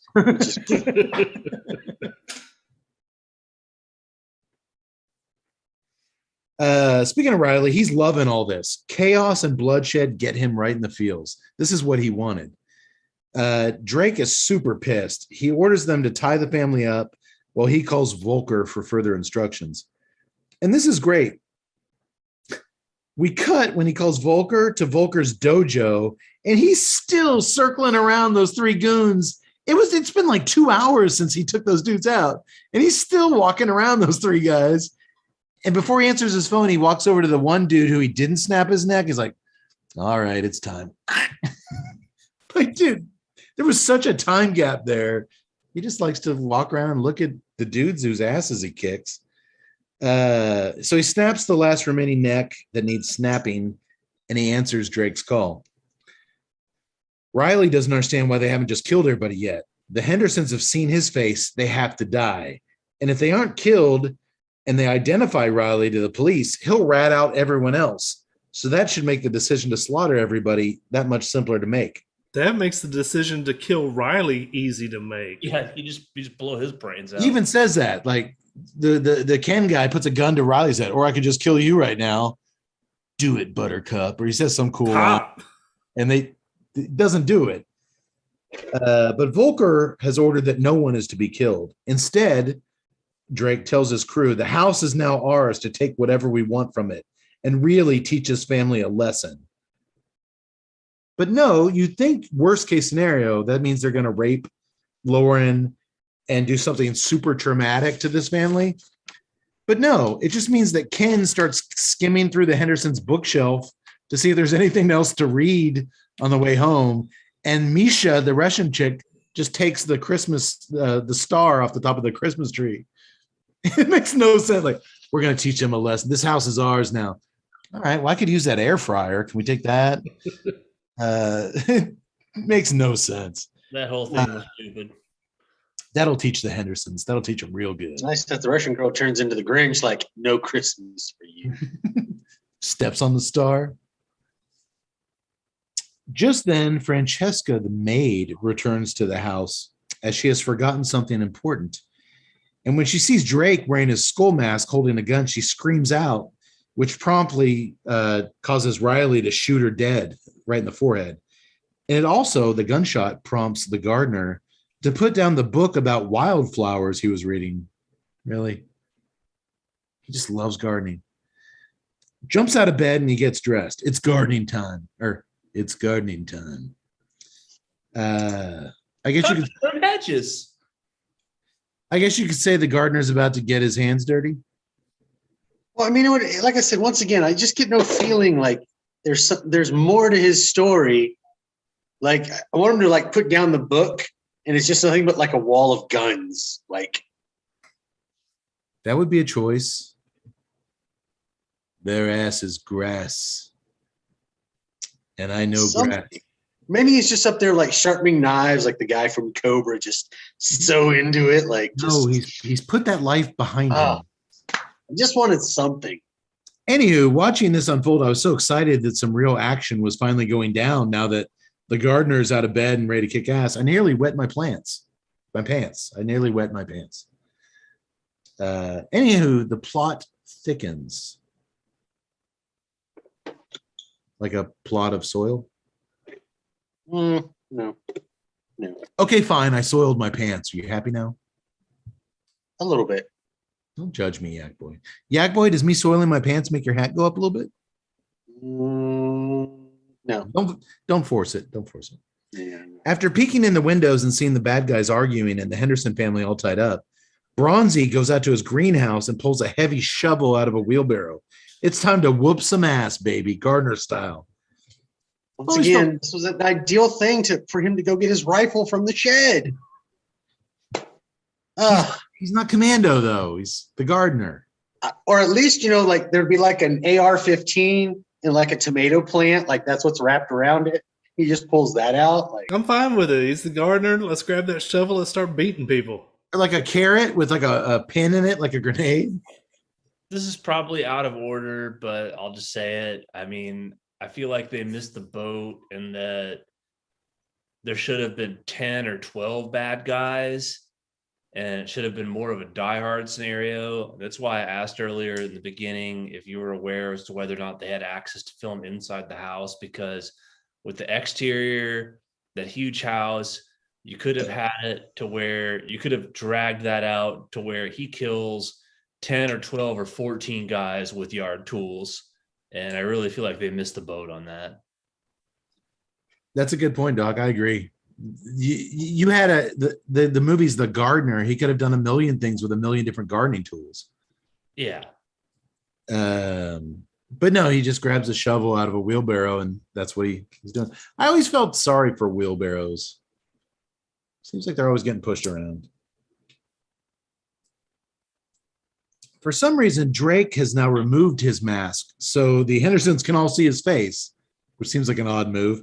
Well, except Steven, who's still the dad. He's still unconscious from getting pistol whipped. So his poor family is the one suffering. He's just out cold. Riley's pressuring Drake to kill everyone when they hear a rumbling noise from outside, and Drake orders Ken to go check it out. Ken runs out to the front yard where he finds a lawnmower sitting still with the engine running loudly. Now, why are you running? Ken says to the lawnmower. That's actually a thing that happens in this movie. The guy talks to the lawnmower. You little guy making all that noise. You little guy making all that noise. Just then, the gardener emerges from the bushes and smacks the shit out of Ken with his trusty shovel. The two men battle out in a fairly extensive fistfight, with Bronzi taking his fair share of lumps from the younger thug. But eventually, the gardener realizes he can use the tools of his trade, Doctor, like you said, to his advantage. So he grabs Ken's hand and sticks it underneath the running lawnmower, and it chews it all up into a bloody, severed stump. I've always felt sorry for lawnmowers. I always felt like they got shoved around a lot. Then the gardener, speaking of his tools, pierces Ken's chest with the dull end of a hammer. And then he spins around and bashes it to where it goes all the way into his chest, killing the guy. Nailed it. Now, if only they had 10 more deaths over the next 30 minutes that way with yard tools. I agree. And a Dub Bronson voice, but that's the last time. Dude, remember that thing in Friday Part 7 that Jason has, like that weed eater with the spinning blade on it? Dude, he could have killed 4 guys with a weed whacker. That would have been awesome. You got the classic decapitation with the shears. Dude, shears, and just if the voice was dubbed, you could have said things like, "Sorry, it's weed pulling time," or just anything. But since he was speaking in his Hungarian, that didn't happen. Well, Bronzi surely is no Jason Statham. Well, even with him speaking in his Hungarian, they could have wrote that for him. I mean, it's just they totally didn't. Yeah, they could have. I mean, you're right. They could have. I don't think though he's at the point where he can deliver one-liners as Bronzi. And he can barely say normal stuff as Bronzi, let alone like deliver quirky one-liners. No, if you're not going to dub him, you still, I think, failure number 1 is not dubbing him. Failure number 2 in the gardener is you could have had him just open up whoop ass without one-liners, just have fight scenes where he just kills a bunch of dudes with garden tools. Now you'll be pushing up daisies, and in the spring I'll trim them. Well, you just said if he can't deliver the lines, you're not going to have that. But well, I will say something nice. Well, the Bronzi is no Jason Statham or Jet Li, or even a Lorenzo Lamas. He does handle himself fairly well in all the hand-to-hand combat scenes. It helps that the director took the approach of, okay, you hit the person and then you circle around and wait for them to do something. It's one of those fight scenes like the old cowboy movie, like you punch and then you wait. You don't go all in. But I don't know. I thought it mostly worked. I was entertained. Okay, so I'm gonna feel bad about this. I disagree. I wasn't in there for any of his fight stuff except for one that's coming up, and I'll mention it then. The chick? Yeah, I think that he's slow, and I think that if you're going to choreograph a fight for this guy, you do start out like that. You make a move and then you cut around. But I just think that they asked too much for him as a physical fighter actor in this, to where he couldn't deliver. So everything was like really, I don't know. It was just kind of stiff. It just wasn't. There was too much tumbling going on, and he's just not a good tumbler. He's just not a good physical actor. So that doesn't mean you can't utilize him, because you can. And they did a couple of moves great that I was like, they need to choreograph all their fights kind of like this, to where he's not a defensive martial artist, to where make him just a freaking brawler, to where he just goes in, takes the punch like a George Foreman, just comes straight at you and just looks ass out. You know what? That might be the one thing that Death Block 13 did better. His jailhouse fight scenes were a little more that style. But I thought for the most part, the fight scenes were choreographed okay. Doctor, as someone who has acted on screen before as yourself, what do you think was Bronzi's motivation in the scene? In which one? I just wanted to say motivation, like lawnmower motivation. Oh, I see. Just I'm trying to make lemonade out of lemons. Cannot do it though. Have turnip juice. It's time to turn up the volume.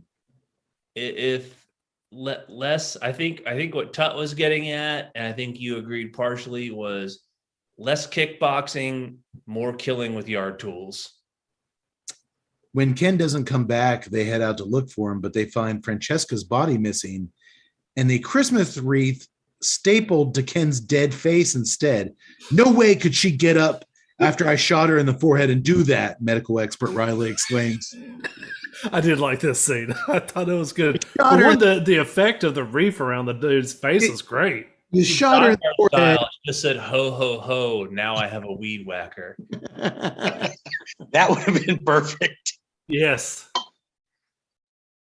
I just loved Riley. She was laying in a pool of blood from a gunshot wound to the forehead. There's no way she got up and killed Ken and stapled that wreath to his head. And then I love Drake. There's only one man that could staple a Christmas wreath to a man's head. Who? Who, Drake? Who? The gardener. Dun, dun, dun. X, were you like, he said it? He said the gardener. He did. He totally did. Okay. Drake and Riley race up to the gardener's living quarters, but he's not there. Drake explains that Bronzi was supposed to be the patsy tonight. He was supposed to get the blame for what the crew was stealing, as a lot of questions were going to pop up from this job. Riley demands to know who it is they're dealing with. Just as a military drum cadence starts to play, and Drake pulls a footlocker full of the gardener's many army medals out from underneath his bed. I'll tell you who we're dealing with, Riley. Trouble. So just like Steven Seagal's Navy SEAL chef character in Under Siege, it appears the gardener isn't all he appears to be. Unbelievable, Riley says. No, he doesn't say that. It'd be cool if he did, though, right? No, it wouldn't. Terrible. That is what I was saying. There could have been at least something in the first half of this movie that gave us some indication, like, anything. I think I got it just from he didn't want to talk about the war.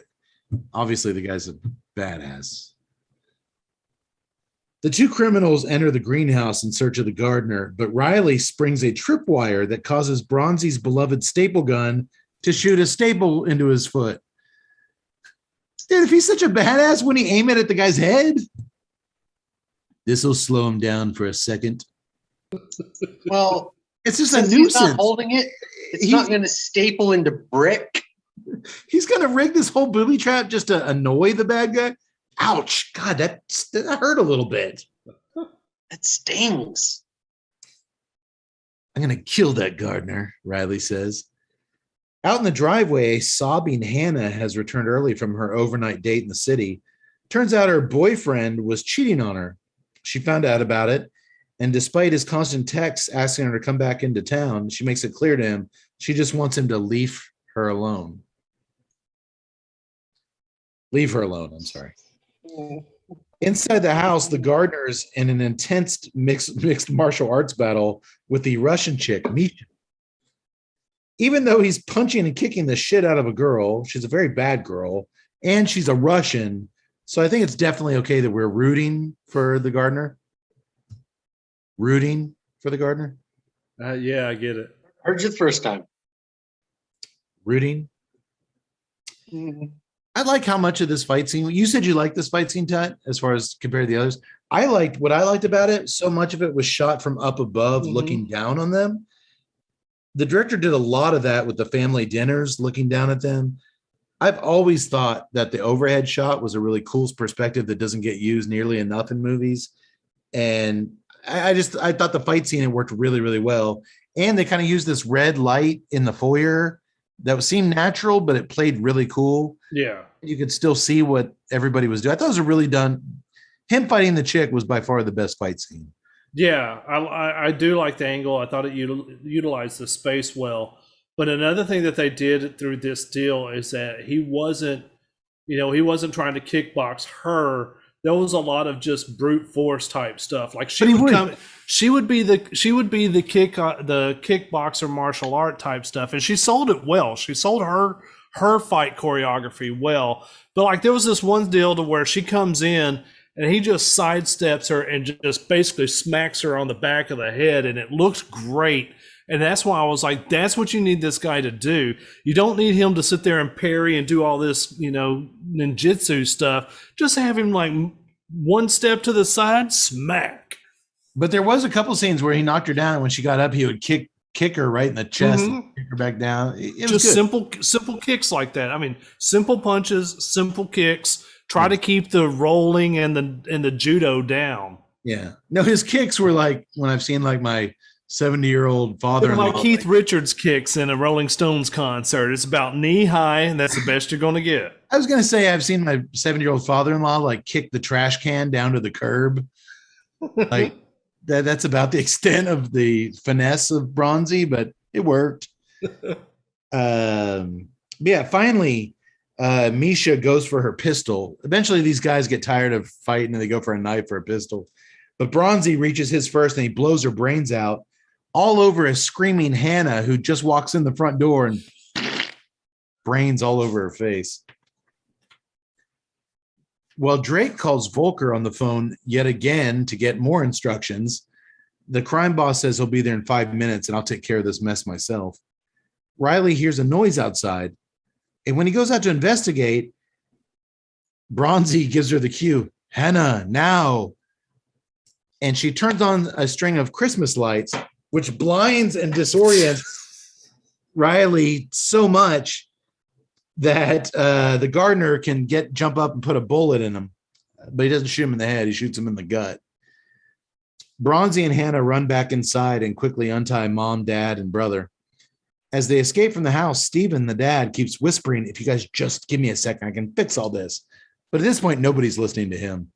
As a father of two, I certainly related to that scene. Riley's bleeding out fast, but he swears that he'll have his revenge on that damn gardener if it's the last thing he ever does. And he's in luck because just then the family runs across the front yard and a gun battle between Bronzi and Drake and Riley breaks out. Mom and Hannah haul ass in one direction back to the house, while Dad hides underneath a car, TNCC style. I love that. He's like, no, I'm just going to ease under here. Just got to get out of the way here. Let's see how this plays out. I'm going to just take a breather. Bronzi tells young Justin to make a run for the neighbors and call the cops. Get some help. Lauren and her daughter lock themselves in an upstairs bedroom just in time as Riley starts banging on the door, screaming he's going to kill them all. Within seconds, he's broken through, and after he punches Mom a few times in the belly, he corners Hannah and tells her he's going to rape her after he's done murdering her. Jeez. Luckily for Hannah, Mom peels herself off the floor and shatters a flower vase over Riley's head before he can do any of that bad stuff. The women run down to the kitchen with a severely wounded Riley in hot pursuit.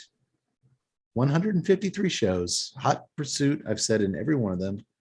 But just as he raises his gun to shoot him, the gardener steps in the kitchen door and flings his pair of pruning shears like a ninja star, embedding them deep in Riley's chest, killing him. There you go. I can dig that. I can get behind that. Time for you to take a dirt nap, punk. He doesn't say that, but it'd be cooler if he did. Would have been cooler if he did. Absolutely. But, Doctor, you had to like him using some of the tools of his trade to kick some ass. I like that. Just wish there had been more of it. No Johnson grass in the kitchen. Then he takes Riley's gun and uses it to put a bullet in the asshole's forehead. I like this scene because, he's supposed to be this hard ass who's like, seen a lot of shit. The dude's on the ground with the shears in him, picks up his gun, blows him in the face, shoots him in the face, and the blood goes all over Mom's face. It's like, I thought that was pretty cool. He's not fucking around anymore. He's pissed. Lauren grabs Hannah to leave, but just then, Father of the Year Stephen calmly enters the kitchen and explains to his wife This is our house. There's no need to go anywhere. We're perfectly safe here. Granted, they were just tied up for the last 3 hours. Oh, and he gets on Bronzi for touching his daughter. I don't want a gardener touching my teenage daughter. Let's go. We're not going anywhere.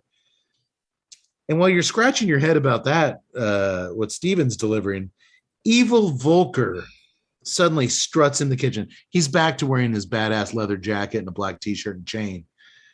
And he immediately shoots Bronzi in the leg. Boom, take him out. When Drake pops in and tells his boss, Volker's like, where's the rest of the team? Everybody's dead, boss. This really pisses Volker off. Fuck! He hates people dying on his jobs. I thought that was kind of a unique thing. You never see crime bosses really that upset about innocent loss of life. He hates it, which makes sense. It's messy. He doesn't like mess. He's got to hire more people. Steven informs the bad guys he's going to take his family in the next room while the men finish off the gardener. And finally, his wife Lauren is like, all right, enough. You got to give me some answers. What the fuck's going on here? Turns out that Steven hired Volker. The dad hired these guys to steal his company's hard drives and computer disks. His company's insurance will pay him handsomely for the loss. And get this, I've arranged for a buyer to buy the stolen disks, so we'll get paid twice. We'll never have to worry about money again. Aren't I brilliant? As his wife and daughter, drenched in blood, stare at him, and he looks at it. I love this line. He looks at his wife. I seriously thought you'd be impressed. What a clueless fuck. Unsurprisingly, she's not impressed by the news of her husband's involvement with the hellish nightmare that's been going on the last few hours. Volker then stomps on Bronzi's leg wound a couple times, keep that pain going. And then he aims his gun at Steven, the dad. What's from stopping me from just selling the data to the buyers myself? Steven hadn't thought of that one. So Volker shoots him in the gut, puts a bullet in the sad bastard's stomach. That's going to take a while to die from. Volker's kicking it. He's serious now. Lauren crouches down to comfort her husband, and Volker asks why. I hardly know him. Even I know he's a wanker. That tracks. That guy was a wanker.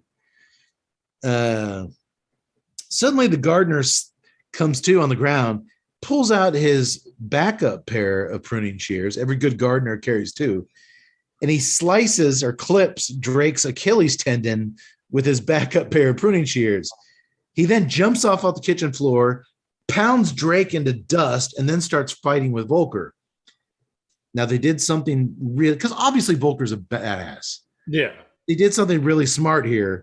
Volker's has a gun, and Bronzi pushes it up next to Volker's head and fires it to where it disorients and deafens Volker and makes his ears bleed, so he's kind of out of it. Because that's the only way you're going to get any kind of fight with these guys, if Volker's handicapped. And make it believable, yeah. You got to handicap Volker. So that was smart. That was very smart. His ears are ringing. He's disoriented, but the odds are a little more even. Nonetheless, Volker starts kicking Bronzi's ass. But every once in a while, our hero is able to smack him in the side of the head and get, he works that like a good boxing match. He's got a weakness. He keeps working that ear. Bad guys fight dirty, but that's okay because the gardener loves to play in the dirt.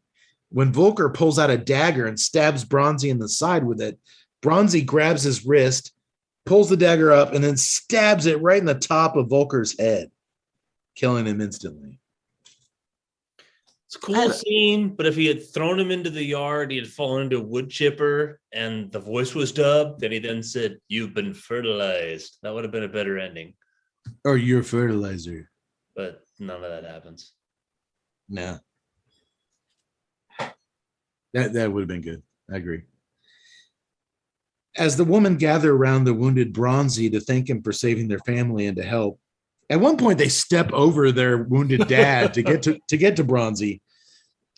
Drake pops up from the floor and raises his gun one last time.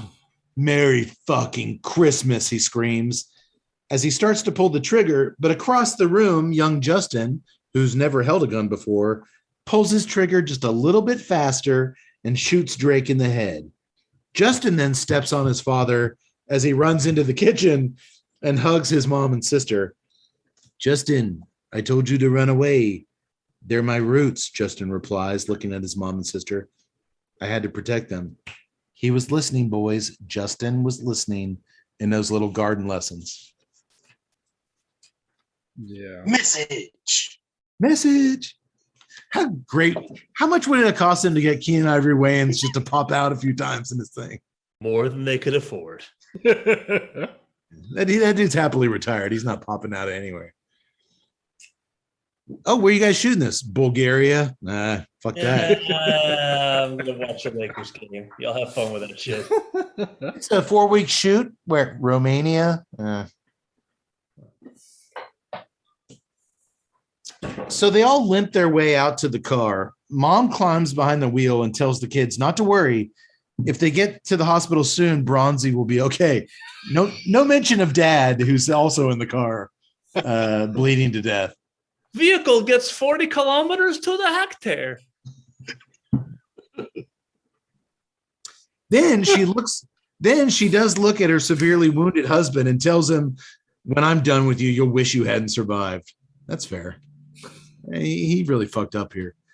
As they drive off, Bronzi promises to teach her how to make a vegetarian goulash when he's all better. Looks like Justin and Hannah might have a new stepdad when this is all said and done. Am I right? Do your chores or else you're dead meat. The end. Did you guys get the thing that he was going to hook up with the mom?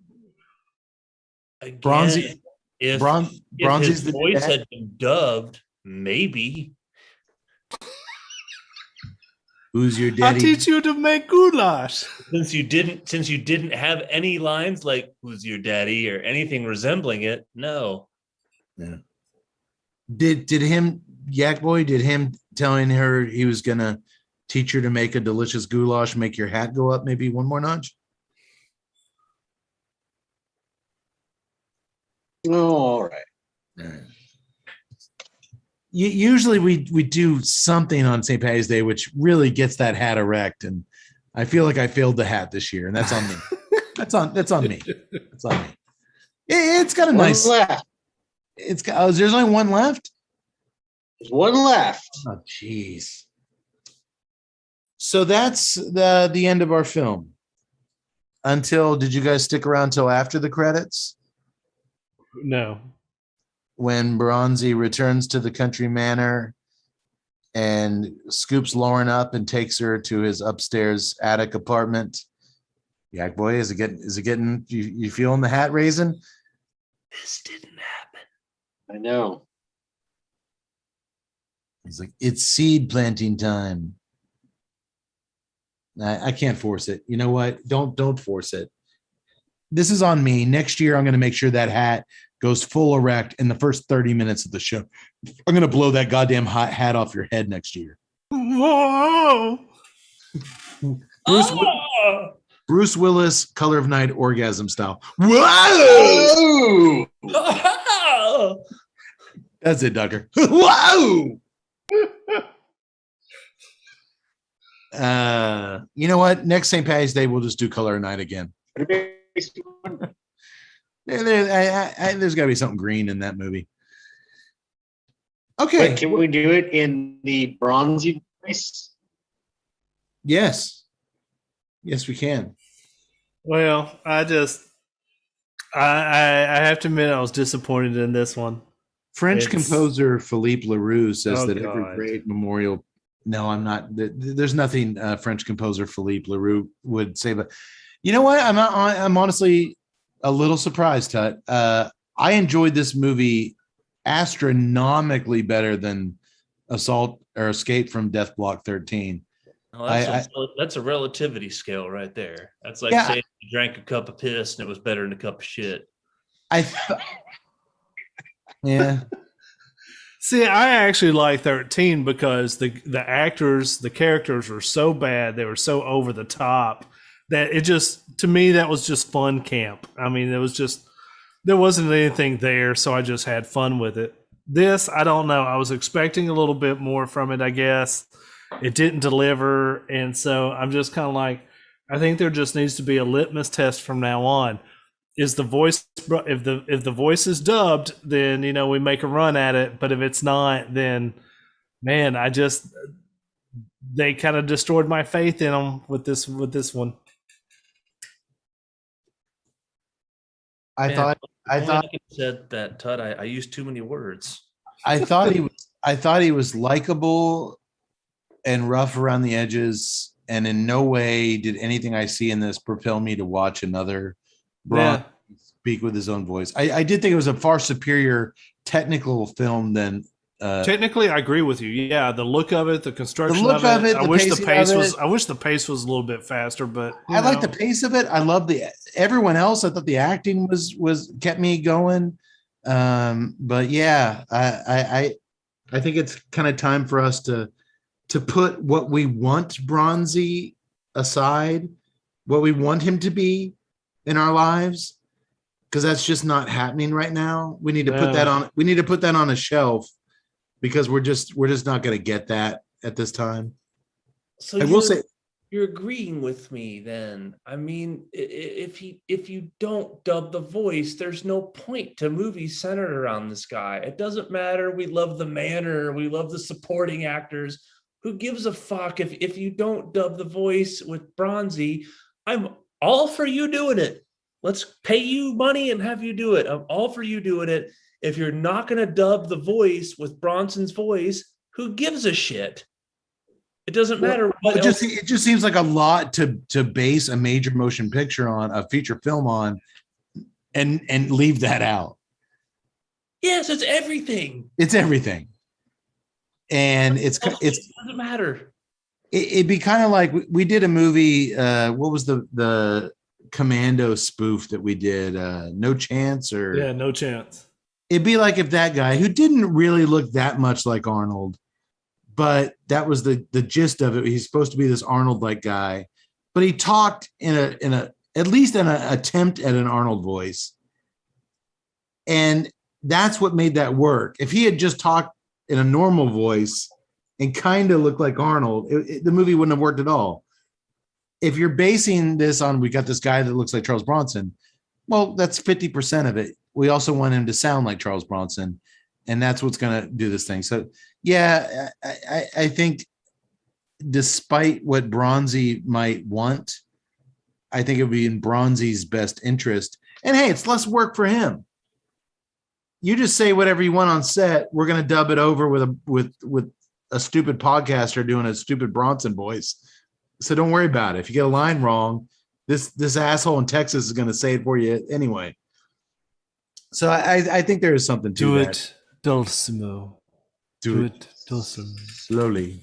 But yeah, well, you know what? I don't regret giving Bronzi a third chance. I did have fun talking about it, and I did have fun. I think we needed this third Bronzi. He's been a part of our lives now for a couple of years, but I'm officially with the doctor. I think unless you're going to go all in on Bronzi, I think I've got enough Bronzi. That said, I am going to watch that damn Exorcist movie. Okay. Well, by some chance, if he's, yeah, if he brings it, I'll bring it to you. But that's the whole thing, right? I'll watch it, whether it's a horror movie, Western, action movie, whatever. I will watch it if they have that guy dub the voice. Yeah.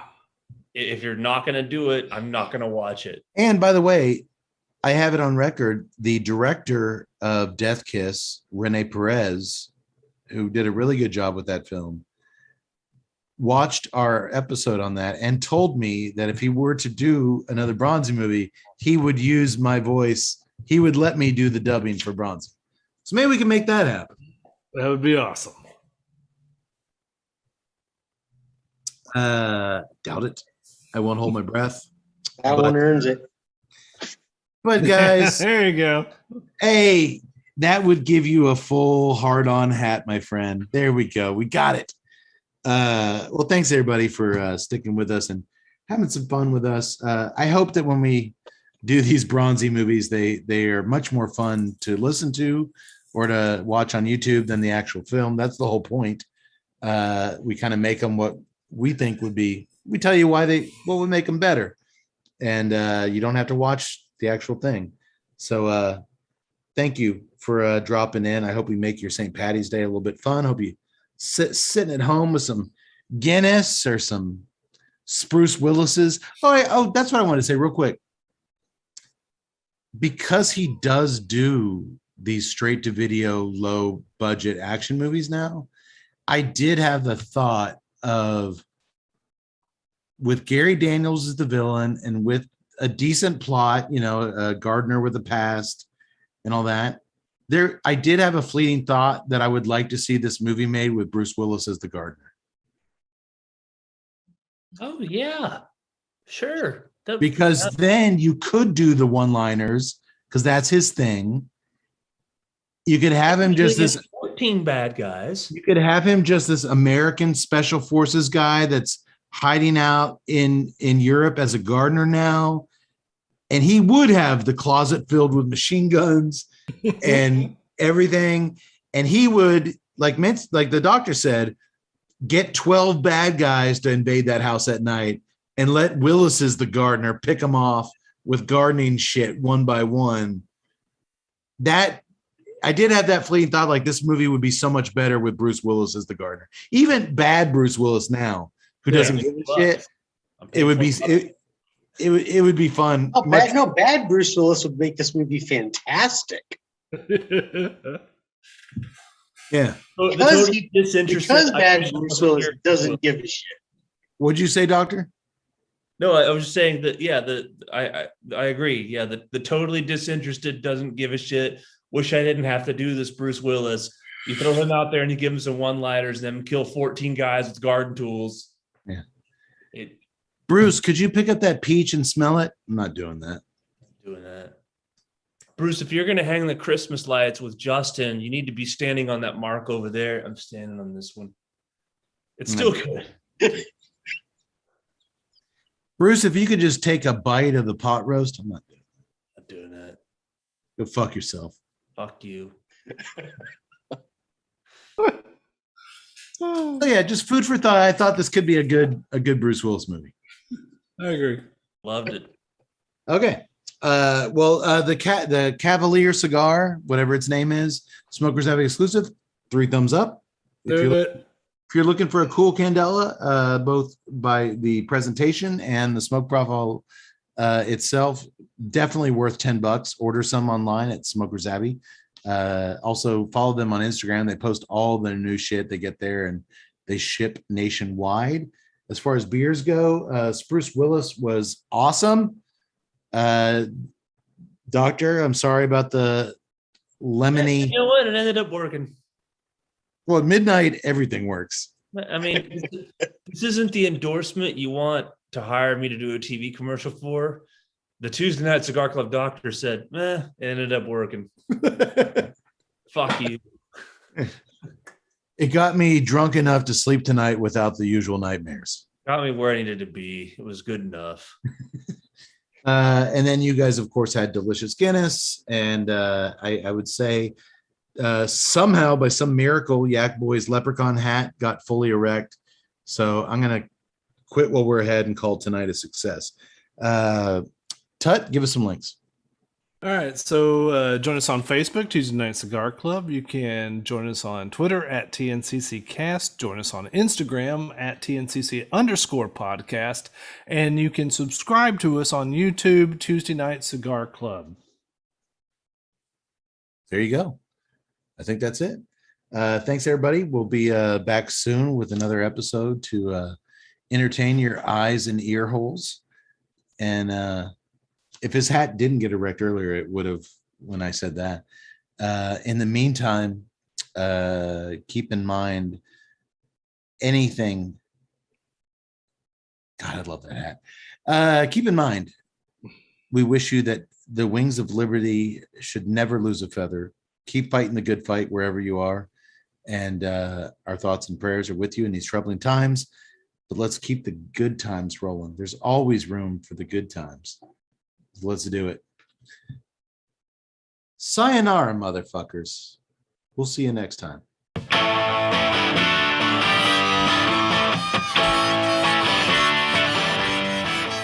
To learn more about the time I worked as a department store leprechaun during JCPenney's big St. Patrick's Day celebration back in 1987, only to be accused, and this time wrongfully I might add, of pinching several employees' asses who weren't wearing green on that most sacred of days, you can watch an early cut of my hard-hitting expose titled, "Wait a minute, how do I know which side you're on anyways?"